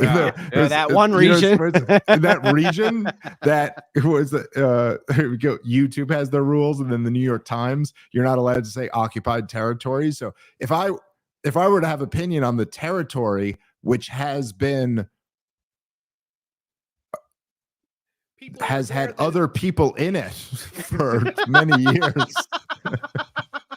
Just stop. Just button it up, Dave. Button it up. Let's say if I were to do a debate about that, like, and I'm trying, I think me reading up about and knowing what I'm talking about, yes, I do find that there's some sense of duty I have, because that's like the impression that I want to give to my kids, is that you're supposed to know something about what you're talking about, and you're supposed to care about it, and you're supposed to stand up for the truth, even if it's a little bit inconvenient for you. So yeah.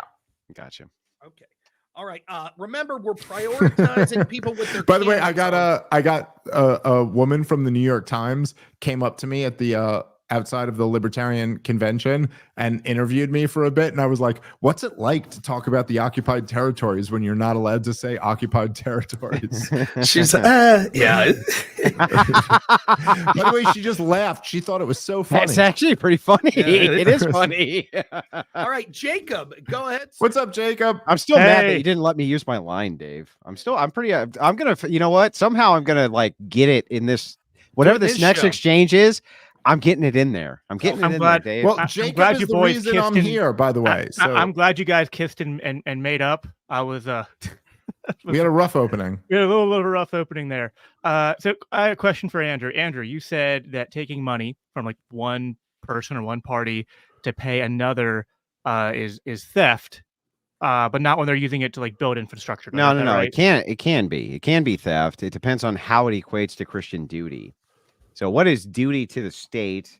What is duty to the church? And what is duty to you? So you do have an obligation to give to Caesar what is Caesar's. And we do think that you get the government that you deserve. And the reason you get the government that you deserve is because you are the moral arbiter of the things which are around you. That's what will is. And we do have exactly the government that we deserve. But what's the, because I'm trying to find your standard for when it's theft and when it isn't, because you said if they're taking it from like rich people to give it to a demographic on immutable characteristics, that was your argument. You would say by Christian ethics that's immoral. No. Only so here's the thing, only that it could be. The thing is that taxation, that's it, right? It's all about nuance, right? The thing is that it could be. So the question is, when does it become? That's what you're asking me. Like, when was X taking from you become theft? It's a harder question to answer. And even under Christian ethics or any ethical system, when you are going to deprive what we have socially constructed to be property, we're going to have some kind of value add here to figure out what your duty is. So you basically would have to take this on a case by case to make a determination. But that's why I was asking for the delineation of where the case is. But then, like, on your system, because you're advocating for a Christian society with Christian government, like, well, wouldn't these Christians just pay for these things voluntarily anyway? Is the other point. But it seems to me, of course, that's why I brought up social programs. So under social programs, the answer is probably yes. But what about infrastructure? If we come to infrastructure or conscription, or who makes having like it's not having to defend. Hang on, let me finish. I'm almost done. Or defending the homeland. If you have a conscription and you have the military defending your homeland from attack, Is that unethical? I'm not so sure that it is, bro. Not. It just seems to me that I don't see a clear standard here, because even with infrastructure, you're still just taking money from one group of people to give to another. It's all just redistribution from a central planner. Yeah, but the argument of redistribution is not my argument. Simply redistributing, because that's how Caesar chooses to do things, redistribution doesn't necessarily mean it's theft. No, we have biblical standards for what theft is. But I'm still is, not getting what the I'm just curious. What's the standard? When it would be, and when isn't it? Well, it would be case use. So we would have to balance duty versus the case use. The same with conscription. Yes. No, I mean, I'm just asking. When would it be theft? When wouldn't it be? It depends on what the example is as to what your state duties are under Christian ethics, and when those duties come into play. Okay, I just same thing with conscription, right? That's why I bring up the counterexample of conscription. If conscription is moral, then this would mean that funding the army would be moral as well. And so you would have to necessarily tax the populace for this. Is that immoral? I don't think it is. I don't think conscription is moral, but I'm just saying you're claiming that we have a subjective, metric, but what's yours? Well, I would say that you are going to get the representative government, which is part of the value of the morality of the public. And you are to give to Caesar. Hang on. To give to no, I don't like voting at all. And that passage not even a little bit. Render unto Caesar does not support paying taxation, because if it did, the Pharisees would not have walked away amazed by his answer. They were trying to trap him. That's true. It doesn't. There's a great Mises Institute article on this, how they were trying, and this is just biblical theology that Christian fathers have talked about this, that the Pharisees were, and it's in the scripture, they were trying to entrap him. And if he would have said, yeah, pay your taxes, he would have been discredited to the entire crowd and all of his followers. Instead, his answer was basically throwing it back in their face. Saying, and what about the parable of the talons? The parable of the talons has nothing to do parable, with taxation. no, but wait, who are you making money for the parable of the talons? It was for the who? I can't remember the master. The master, yeah. The master. That's the parable of the talons, it was his right? property. So yeah, hang on, and stop. You had an obligation under the parable of the talons to use your talents, or I'm sorry, under the parable of talents to use your talents in order to make more money for the master, right? And we're equating this parable. And why are we equating this parable to? He's basically saying, look, don't be a fucking piece of shit.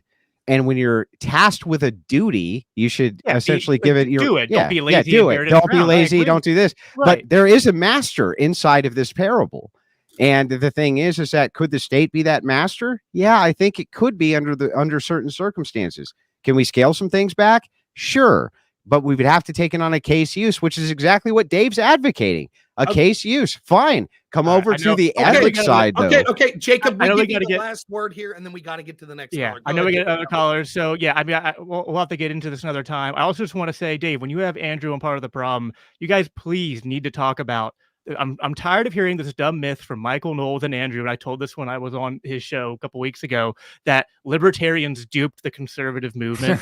Totally. The Buckleyites and the neocons are just like libertarianism is not egalitarianism. I'd love to talk about that. You guys need to talk about that, okay?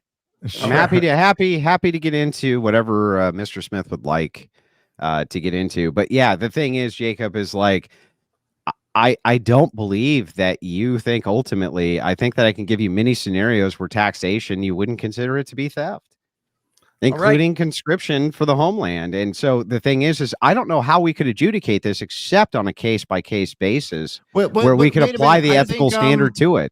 You know, what's interesting is I think that the ethical standard that you're even implying there is something that's kind of consistent with libertarianism. So you're almost saying conscription would be justified if we were defending our own homeland, right? Like you're saying, if there was an invading army, you could force the men to defend their homeland, and that would be justified. Well, that would not be libertarian ethics, because no, that's not what I'm asking. I'm just asking about what. No, you said it would be in line with libertarian ethics, and it couldn't be because you are forcing them to do X. Okay, fine. So you're right. It's not exactly in line, but I'm No. saying that it would only be the only scenario where you could justify conscription would be if someone was attacking our homeland and you were saying, hey, we're Nope. forcing the I able-bodied men to think defend that it. even Or if you were there's to a have situation where we could Sure. be taking someone else's Yeah, shit. I'm a big believer in preemptive strikes, or that you could have a greater moral duty if there are enough problems happening inside of a society where you would have a moral obligation to intervene in that society.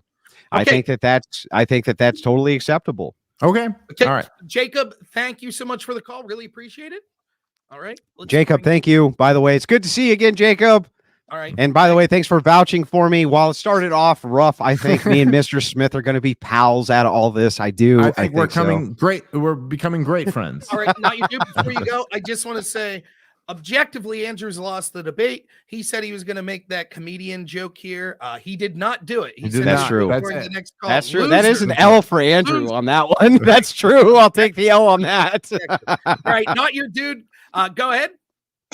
Hey, Dave. So you admitted at one point that you find it difficult to come to the ultimate basis of morality without God. So would you agree that concepts like morality can't be empirically verified? Yeah, look, I mean, I think that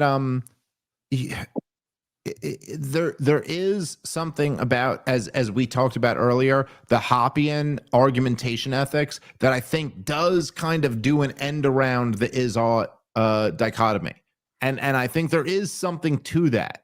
But that being said, yeah, I don't, to get to a place of true, like, right and wrong, I don't know that you can get there without believing in something bigger than the realm that we're existing in right now. So why did you seem to keep rejecting the idea of divine command? Like, it seemed like you found it laughable that No, I didn't. that would be a moral basis. I don't think it's laughable. I was saying that I guess that's the same thing I have. Is that, I was just saying what I found Do the laughable. dark side with Dave. Dark side. Well, what I found laughable was saying that there's nothing on my side beyond that, and then claiming the response is also that. That's all I was saying. But yeah, but so you know, in the future, if there's any reference to the same assertion that you make, and I say, well, I just reference it the same way, it puts us on equal footing so that we can continue the discussion external to whatever this bog down is. That's why I'm just able to grant these things quickly so that we can try to get to the heart of the thing. You know what I mean? Yeah, no, and I agree with that. I don't as I said, I don't really think there's, even though I remember before I found God being an atheist and thinking that's crazy. We can all just know what right and wrong is. Yeah. But the more you think about it, you go, yeah, there really is no way to get to it's pretty true it is pretty morality. difficult. with that and in a sense, the reason why so many atheists feel that way is because they already do believe, whether they know it or not. That's the thing. They know. They definitely know. It's a cognitive dissonance. That's why so many of them are douchebags. Yes, look, I tend to agree with you on that. I think that it's something that weirdly, I don't know that all of them know. I think a lot of them don't know, but they just have There's a thing plenty that inside do. them. There's a thing that's inside us that tells us what's right and wrong. And a lot of people want to pretend that they don't need God in order to know that. But Gotcha. it doesn't Well, really make sense without it. I just have one more comment. Sure. I know there's a lot of callers, though. The churches that you mentioned as getting more community influence under libertarianism, they necessarily believe that their eternal governance is going to be one that's worth utterly submitting to, even to the point of prostrating before, like, the head of it all. So by necessity, we believe that spreading en masse like a Christian worldview into the government is a better solution than just diminishing it to the point of it being almost arbitrary in a lot of respects. If I could jump in, that was to me where I thought the heart of the debate was. Like, if we both agree that there is this morality that we like, God or Christianity, I think you would agree 98% on what your morality is and where it comes from. The question is, which system is best to get there? And I think Dave's compelling argument is the larger the government gets, the more culturally we go to this stuff. And Andrew's argument is, yeah, but we also are always going to see this stuff, which is why it's better to have a system of sort of Christian governance that would, through almost fiat, executive fiat, punish and diminish these sorts of things. Which is why I've always said It's an that we can interesting argument. move the Smiths of the world to the dark side, because they necessarily see. And you know what, Dave? I think you would agree with this. It's when you have that first kid, right, that you start to see the cracks, right? You start to go, wait a second. Wait a second here. Maybe there is a system of oughts that we should adhere to, and maybe a little bit of going over that whole, non-aggression principle. Maybe we should. Maybe we should sometime. It's that first kid that does it. Am I wrong? Well, no, I don't agree with I do agree with the spirit of what you're saying, not necessarily with the non-aggression principle. I think that to the not your dude, to your point, I don't think there's anything more arbitrary or less arbitrary about it being, controlled by the government or being controlled by localities. I think that what I realized when I had that first kid was that, yes, there was something that mattered more than me, and that mattered far outside of me. So it didn't, it didn't matter. Real quick, have a good one. No, you got to go. Yeah, sorry, dude. I'm sorry, bro. No, dude, thank you for the comment. Thank you. Appreciate it. Let's get to Juxtapose 3. Go ahead, sir. Hey, how's it going, guys? Can you hear me? Yeah. What's up, dude? Good. Yep. Great debate, by the way. Dave Smith, thank you for being so charitable and so good faith. It was nice to see that from the libertarian side. Apologies, I'm pretty sick. I'm crazy. But my question to you, Dave Smith, what, under your libertarian society, if we were to scale it on a societal level, okay, ideally, what safeguards would you implement against this degeneracy that you kind of conceded to, that is kind of spreading out and kind of taking hold into society, which luckily you both agreed that is not a good thing? What safeguards would you put in place to suppress this? And more importantly, what would these safeguards be informed by? What would it be informed by? And then secondly, how could you enforce these safeguards without a foundational moral grounding, absent God? And then how do you implement these safeguards while not violating the NAP? Sure. That's a really good question. So I think that in the same sense that Andrew, I'm sure you, because all I knew you from before this podcast was like your stuff on the Whatever podcast. Whatever podcast. Yes. So I think one of the things that you probably would agree with about the state of young women in today's crazy society is that there aren't these, and there's something really sad about this that I don't think any of us necessarily love, but is just the reality of it, is that you kind of need these disaster stories to happen in order to provide an incentive for everybody else to not be a part of that.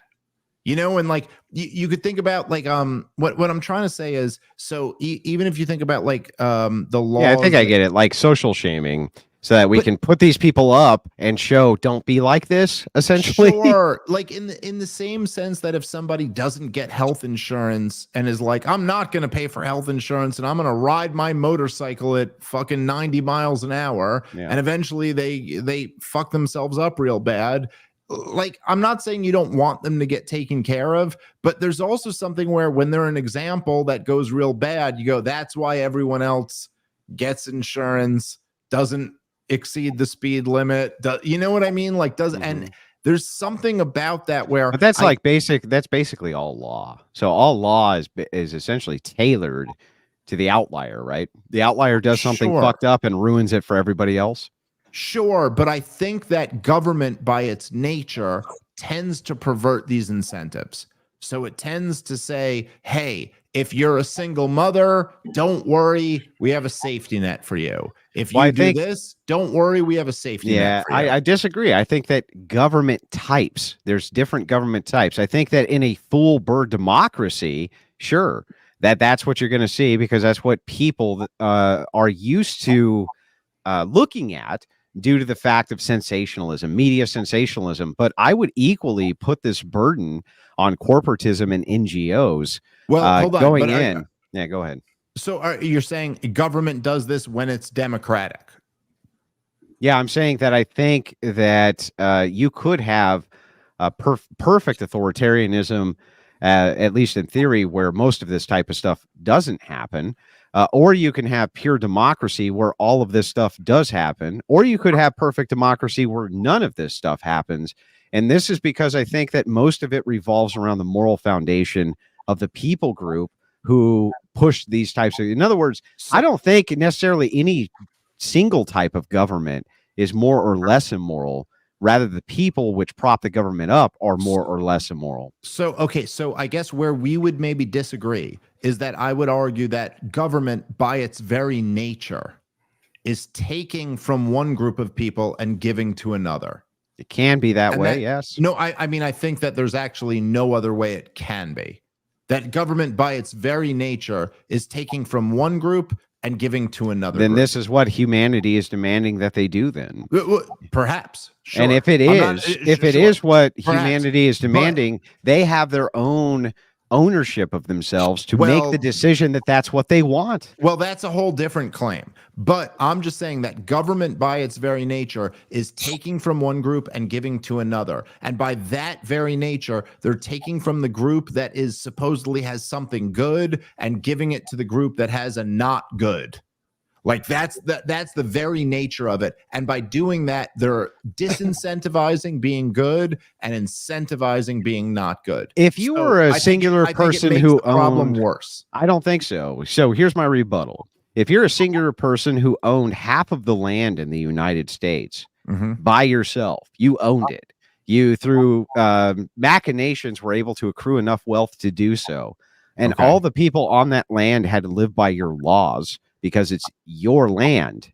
Are you saying that that's redistributive? That you said, no, of course not. Right. So the thing is that if you're talking about monarchies where the land ownership is generally with one person, why indeed would that be problematic or redistributive? And that's a government. Yes, but okay, we could get into that. That's a very interesting conversation. But whether you're saying that, you said two different things there. Whether it's a monarchy or whether it's a person who owns the land. So, same. What's the distinction? Well, not exactly, but sure. But again, that is something we could have a 3-hour debate on. But we should. I would love to talk about that topic. And I hate to kind of juxtapose real quick. Final word. Yeah, final word. Just final thing for you, Dave Smith. If it could be proven to you somehow, because clearly libertarians have a huge issue with the size of government. If it could be proven to you that under a Christian church, Christian ethic, informed law and informed society, if it could be proven to you that this is better than your system as far as grounding the actual good and bad, which you would want as well, if it could be proven that they have the better claim to that, and they would not be affected by the size of government, would you then be forced to concede that it is a better system, and would you adhere to it, thus having the better results, the better outcomes, all the things that you want? They just happen to have God under that thing. Would you concede to that if it could be proven to you? Yeah, sure. Okay, fucking epic. I love that. I love that. I mean, but at the same time, I think either one of you guys should also answer that question in the opposite direction. Like, if it could be proven, the answer is no. Even if it was proven to you that outcomes were better. Yeah. No. If it could be proven to you, not just that outcomes are better, but that God was on the side of people who believed in small government and that it was a better outcome. Well, if you could, wait a second. If you could demonstrate that was part of divine command, that would be different. But that wasn't really what was baked in, was whether it was part of divine command, but the outcome itself. So even if the outcome itself of killing every third, there was a little bit of both baked in there, but okay. Sure. Well, what he was baking in was saying, let's assume that I came to all of the Christian positions absent being a Christian, and we could demonstrate that the outcomes of that were better than libertarianism. Wouldn't you move towards that? That's what he's asking. Okay, fine. But but same question to you in the same, if it was baked into the question that the Christian outcomes were better in limited government, would that make you someone who supported limited government? No, outcomes themselves are not part of Christian Okay. ethics. Okay. That's part. I mean, well, I'm Okay, sorry. I Let me mean, all rephrase. right, fine. They're part of Christian ethics, but they're not the sum total of Christian ethics. Let me reframe so that we're clear. So the answer would be no. Ultimately, we would still have to adhere to what divine command is, even if we could demonstrate, for instance, Okay, if you murdered every demonstrated- second son, the outcomes for society were better, we still wouldn't do it. If it would be demonstrated to you that the divine outcome or the divine intervention was that there should be limited government, and also that limited government would lead to more Christian outcomes, would you support limited If government? anything that you said could be demonstrated as a divine command, then yes, we'd Then follow yes. that. If it could Okay. be demonstrated, sure. Juxtaposed, thank you so much. Take care, guys. I was just going to say real quick on that, because I know I've heard Andrew talk about this a lot, the idea of utilitarianism and outcomes, right? The real quick question I have for you, Andrew, is in a world of divine command, Christian populism, would you think that all sins should be illegal? No. Given that, if you say sometimes there are sins that you would socially shame but not be illegal, could it not be true if it's proven through Dave's interpretation Of if the outcome. outcomes Yeah, are yeah. best, because you're And already so this is where you might see to like a threshold deontology, where you can say the duty always takes precedent unless the outcome is so horrific that you have to move the duty over. right. But always the duty would still have to be within the framework of Christianity and Christian ethics. Yep. Okay, Spoons, can you hear us now? Yes, finally. Okay, There we go. ahead with your question. Okay, so that was rather contentious. I hope everyone's calmed down now. I'll keep this brief so I don't have to hold anyone else up. Let me try and steel man this conversation in a few sentences. I would say Dave's argument is that the government has eroded so much of society's social capability, and without its bureaucratic overreach, these former organs should, in theory, rejuvenate and carries society's social functions once again. And Andrew's argument is that the state, absent the organs of the church fully functioning, still need to exist to enforce morality, or else humans will essentially degrade into degeneracy and die. Very much the Juan Donoso Cortez argument.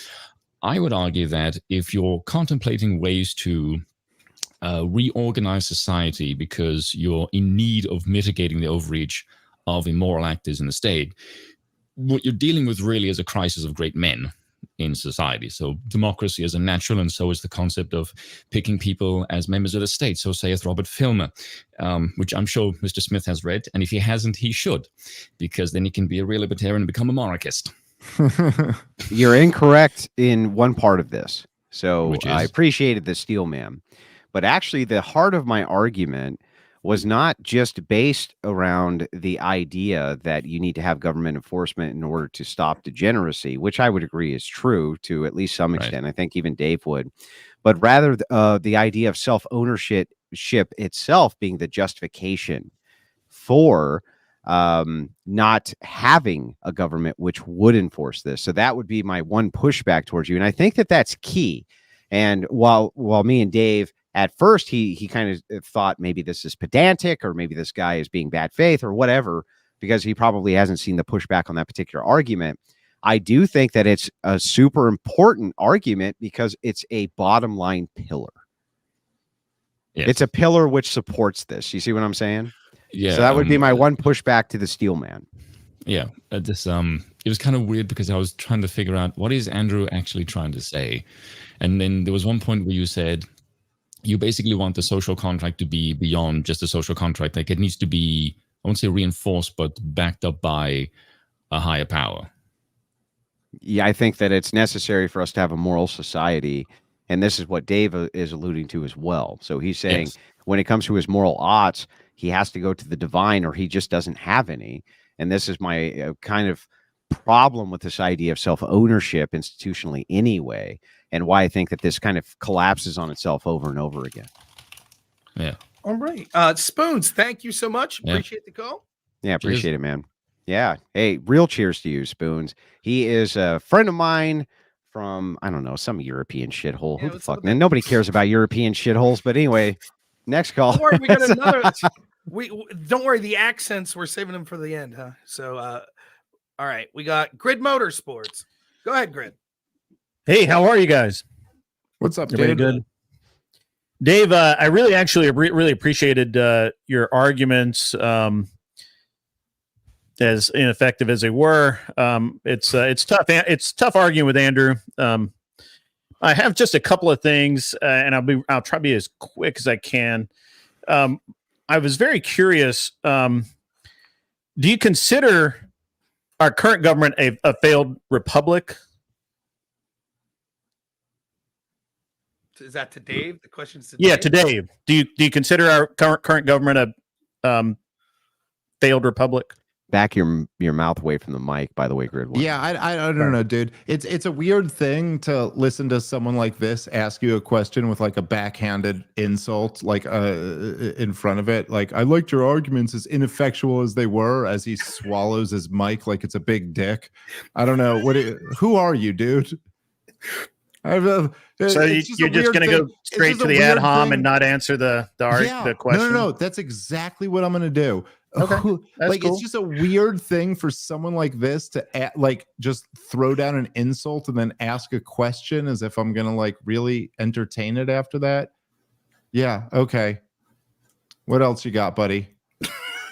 Anything else, Grid Motorsports? I actually didn't think that was. I felt like I was being fairly nice. I guess I wasn't. All right. Well, thank you for the call, Grid.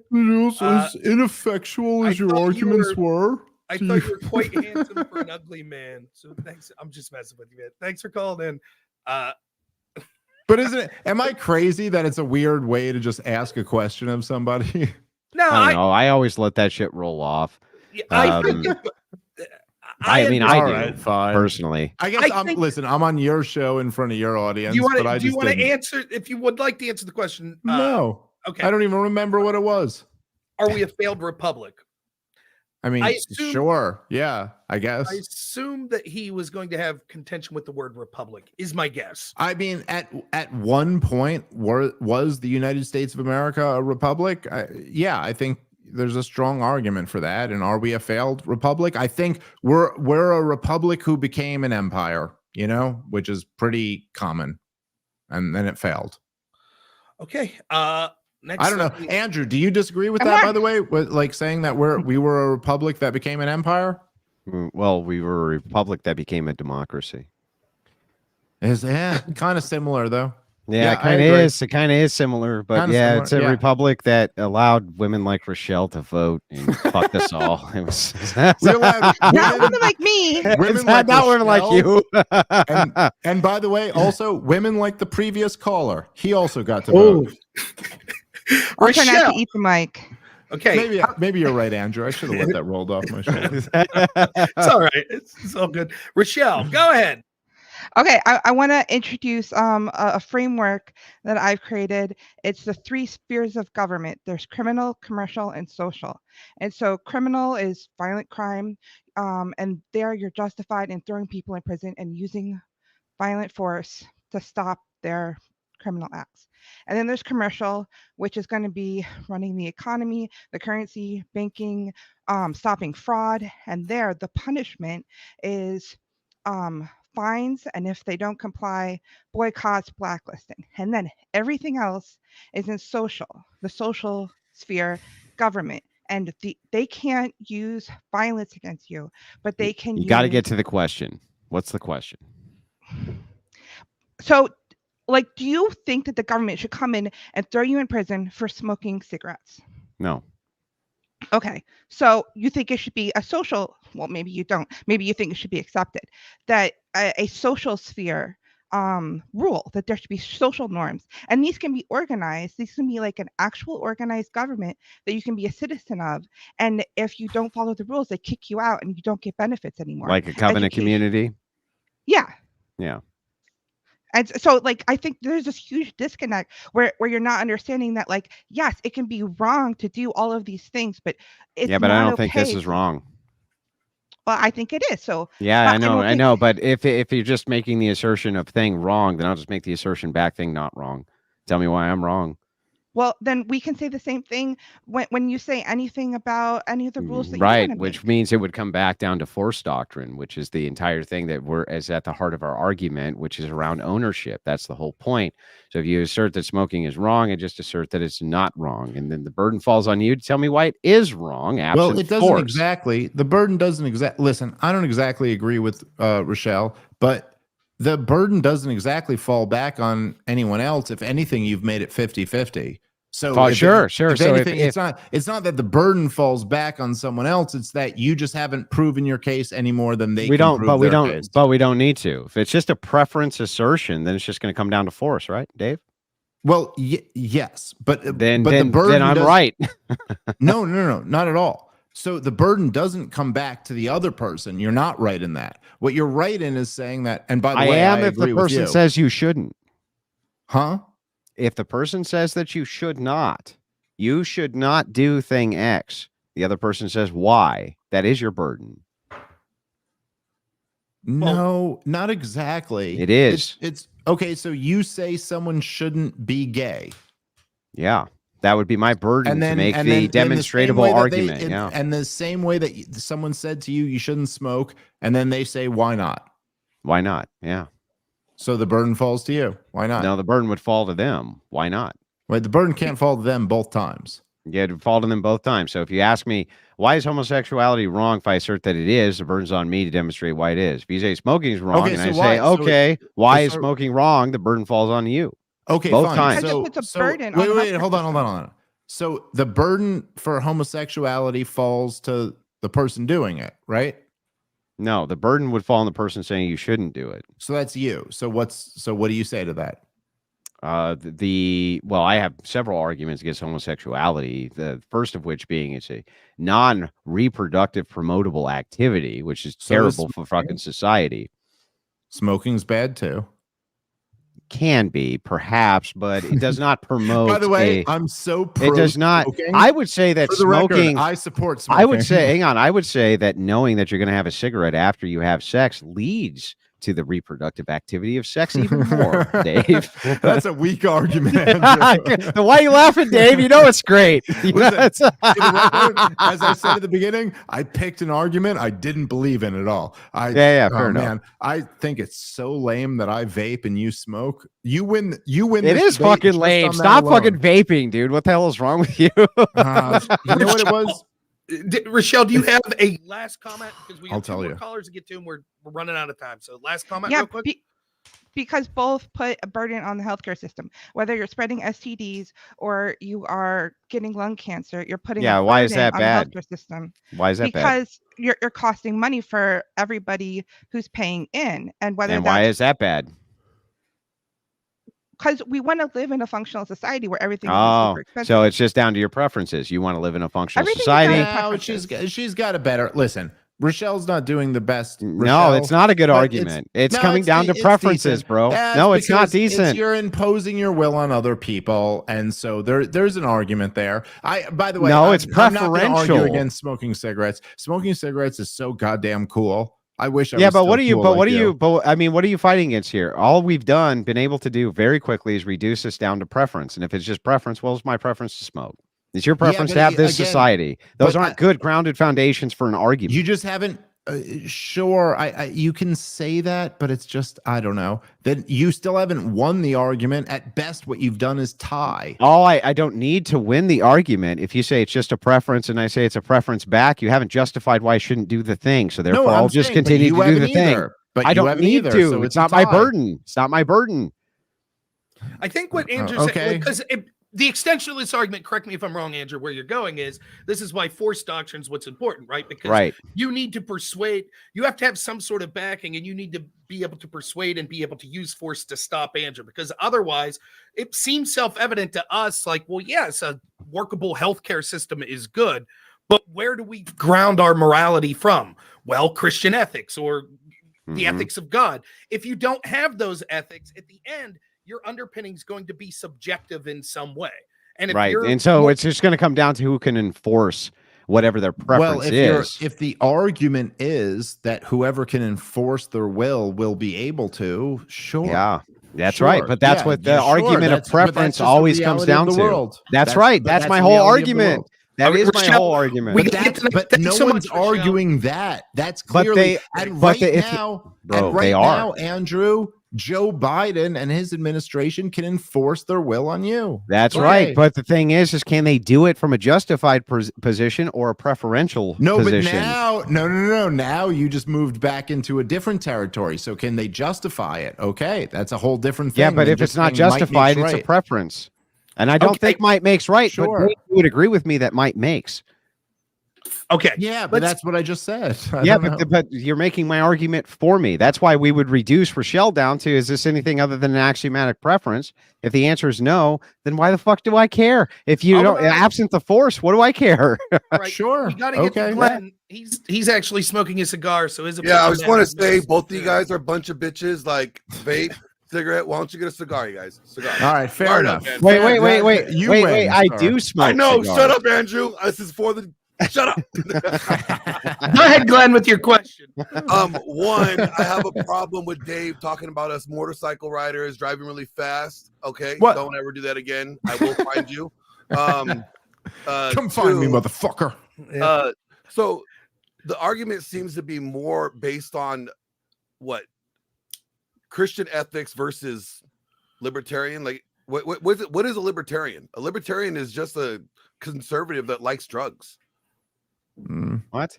All right. Yeah, like every libertarian I know wants to promote shrooms and drugs and stuff like that. What? But why, Glenn? It's because they own themselves, right? Yeah, That's I think the heart of this. I agree. Oh, come on. I agree. I mean, And what is okay? And what is the Christian who wants to ride a motorcycle and not do shrooms? Does he That's not own me. himself? That's me. That's me.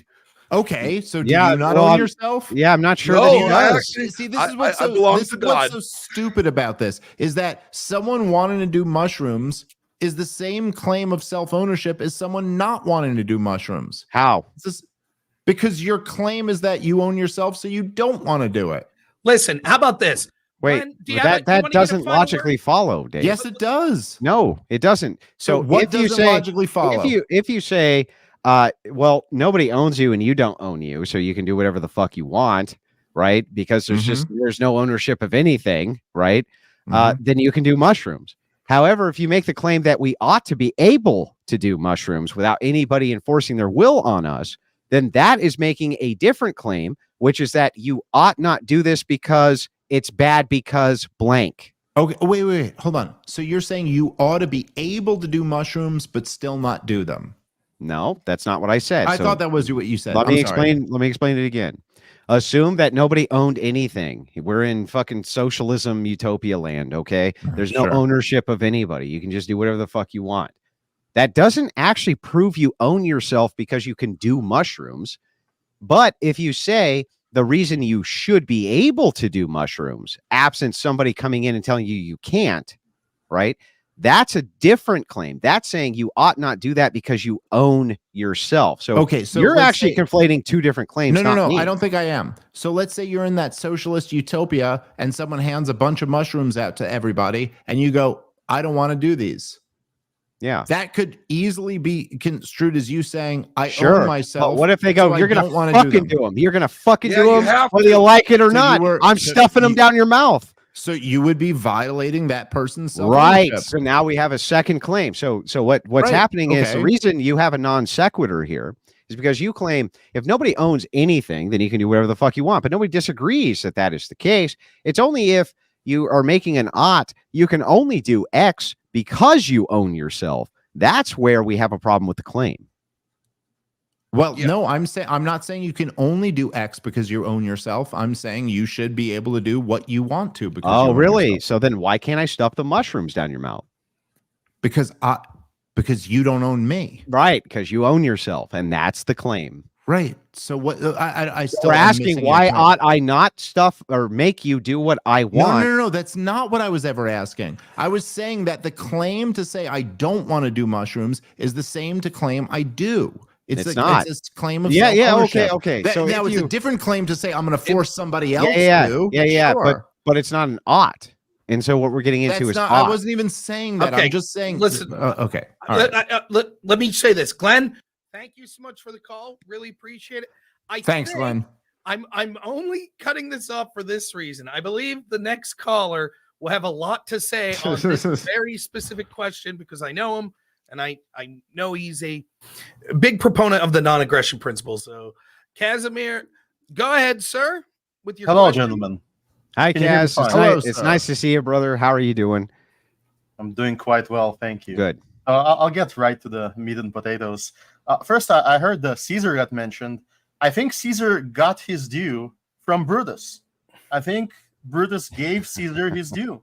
Okay. Sic semper tyrannis. Yeah. Okay. So I Fair have enough. some questions. I have some questions for Dave. Dave, do you agree that if I want to build a home for myself, I could use a tape measure? No, one of these, right? Sure. Okay, that seems weird. Now, Wait, if what? I- That seems if weird. if I take this tape measure, yeah, I'll get it's a good point. Trust me. And I measure a 2x4, and I know that the 2x4 is like 8 foot long.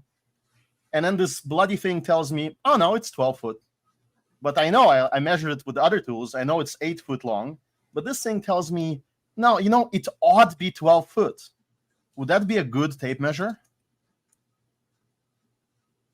I don't even understand what you're saying. The tape, I'd say that would be a I'll bad try- tape I'll measure. try it the again. tape measure told you it ought to be. If you knew that the piece of wood you had measured it by other means, and you had seen that it was X length, but then you took a tape Sure. measure to it, and you realized, well, wait, the tape measure is telling me it's a different length. Sure. The tape measure would be bad, right? Sure. Yeah, it would be like a useless one, right? Okay. Yeah. So do we need the tape measure to tell me what ought to be the length? No, right? It No. should tell me what is the length, Yeah. Sure. the description of reality. Okay. Now this is the I think this the point I'm trying to make is that when we go into a legal system, we also don't need to tell us what we ought to do with it. It just tells us what is the crime. In fact, if my legal system were to tell me you ought to do this or you ought to do that, it would be like the tape measure telling me what the length should be. I don't need it to tell me what the length should be. I need to tell me the reality. Is it a crime in reality, descriptively or not? Is that not true? It's a question to both. No. I mean, listen, I think that's a terrible point. And I think that would, even Andrew, I think, would have to admit that by his own standards of morality, that would not be. So if the legal system were to tell you that it was a crime to get married and have kids, or that it was a crime to not torture your own kid, Sure. that I'm sure there'd be Well, I would have moral level objections. that you could go. Yeah. That, like, I don't care what it tells me is the situation. That ought not be what I believe in. So no, Yeah, I just sure, don't- I- I don't but- think that's a good point. But he's I agree, giving you but there's an analogy breaker here. This tape measure is not just arbitrary, like these examples. This is based on reality. The 2x4 is actually 8 foot long. This measures it. I see the Right. measurements, and I can measure it by other tools because it's connected to reality. This is not an arbitrary invention. Right. This is an invention that is based on observing reality and measuring it.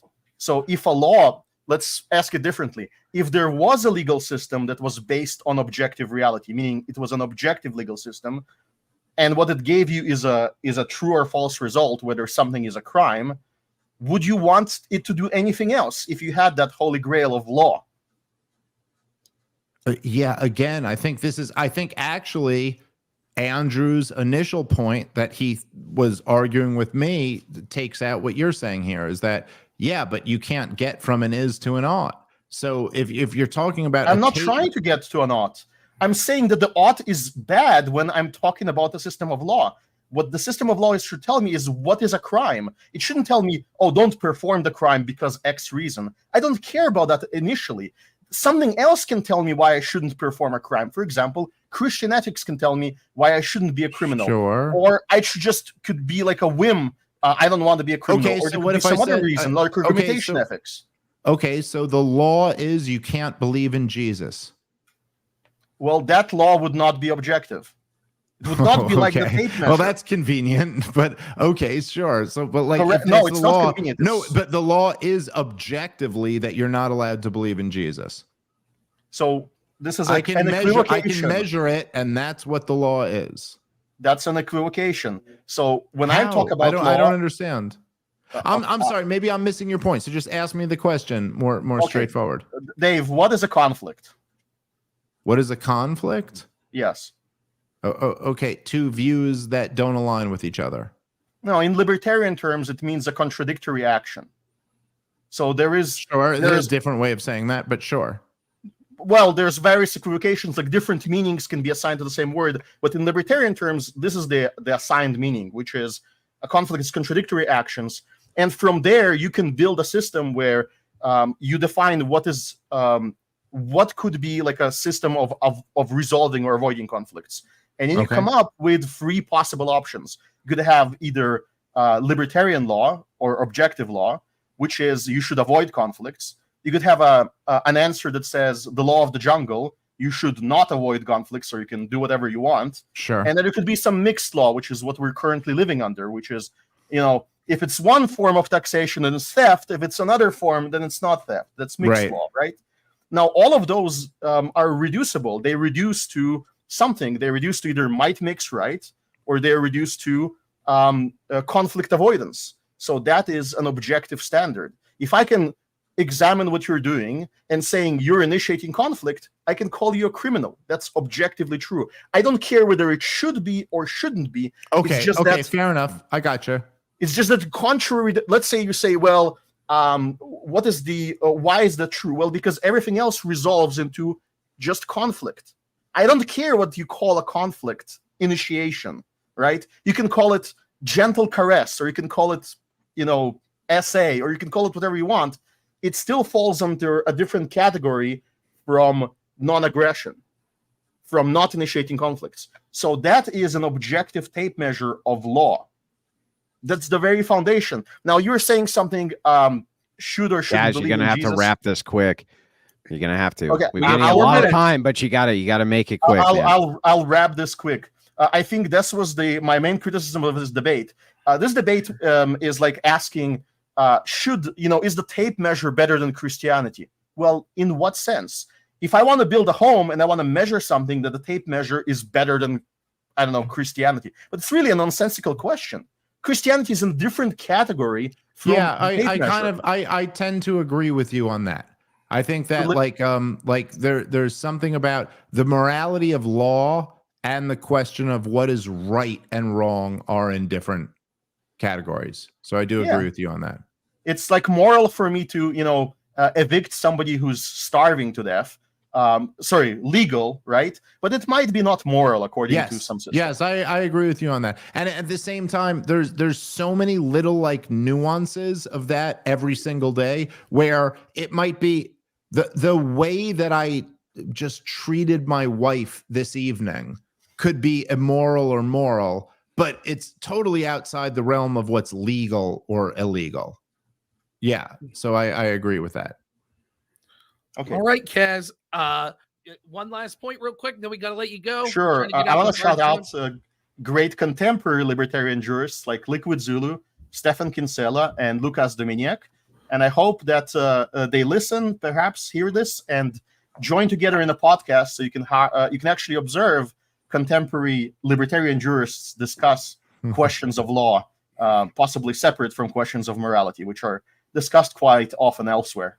Thank you. I appreciate it, Kaz. you. Have a great evening, by the way. And here, Rob, if you don't mind, we did it. We got him right out Midnight, at the 3-hour marker. Sorry for everybody who super chats we couldn't read. I had to up it so that we could make sure we at least got to a few. I did tell Dave I'd get him out at the 3-hour marker, and damned if I'm not going to do just that. You're just on time. Just on time. Now, Dave Smith, who I really appreciate coming on, having this spirited debate. I hope to see you on the Crucible again. I'm usually sitting where Rob is, in fact, moderating these debates, but I'd be happy for you to use my platform in the future. I really enjoyed it. Take a minute, shout yourself out, tell everybody where they can find you. Well, I will just take this minute to thank you, Andrew, and you, Rob, for having me on, and I did enjoy it. It got off to a little bit of a heated start, but I did actually enjoy my time today. That was true. That was part of the fun too. So thank you guys for having me, and people can, Comic Dave Smith and comicdavesmith.com and all that stuff. So where are you at on Twitter? Comic Dave Smith. That's Comic my Dave Twitter Smith? handle. And then YouTube, any of those? Part of the problem is my podcast, so people can go look that up if they're interested in what I have to say. But I really did enjoy spending the night with you guys. Thank you very much for having me, and I am definitely want to do more stuff in the future. Of course, anytime. You ran the Crucible, and we always reciprocate. Thank you so much, Dave. You have yourself a wonderful night. Rob Noor, real quick, go ahead and shout your channel out to everybody where they can find you as well. Yeah, thanks. Normal America with Rob Noor on YouTube. Just Rob Noor, as you see it spelled. All other platforms. Sorry, I was having mic issues. This stupid computer. I need to get a new one. So if I get more people to come subscribe to me and watch my damn videos, maybe I'll get some shekels and buy new. Get over there, subscribe to Rob Noor. He never ever does enough promotion for himself. Enough shameless promotion. You can find him at Normal America on YouTube. Great Bloodsport debater, also was a fantastic moderator. I thought that he bridged the gap when we were kind of moving past each other multiple times. You did a great job. Rob, where can people find you on Twitter? On Twitter, it's just Rob Noor, just like you see it there. So luckily, not the most common last name, so I was able to pick that up. So great. All right, Rob, have yourself a great evening as well. See ya. Ladies and gentlemen, we hit it right at the 3-hour mark. It's the greatest content you'll ever find on the internet right here on the Crucible, whether you agree with me, hate my guts, or anything in between. It was a great debate and a lot of fun for everybody to have everybody to have, right? It was a great amount of fun. Ultimately, I enjoyed it very much. I thought it was a good competition between two interlocutors and just a ton of fun. So anyway, we got to sign out now, though. From all of us here, by the way, I am redirecting the chat. From all of us here at the Crucible to all of you out there in Crucible land, have a wonderful night.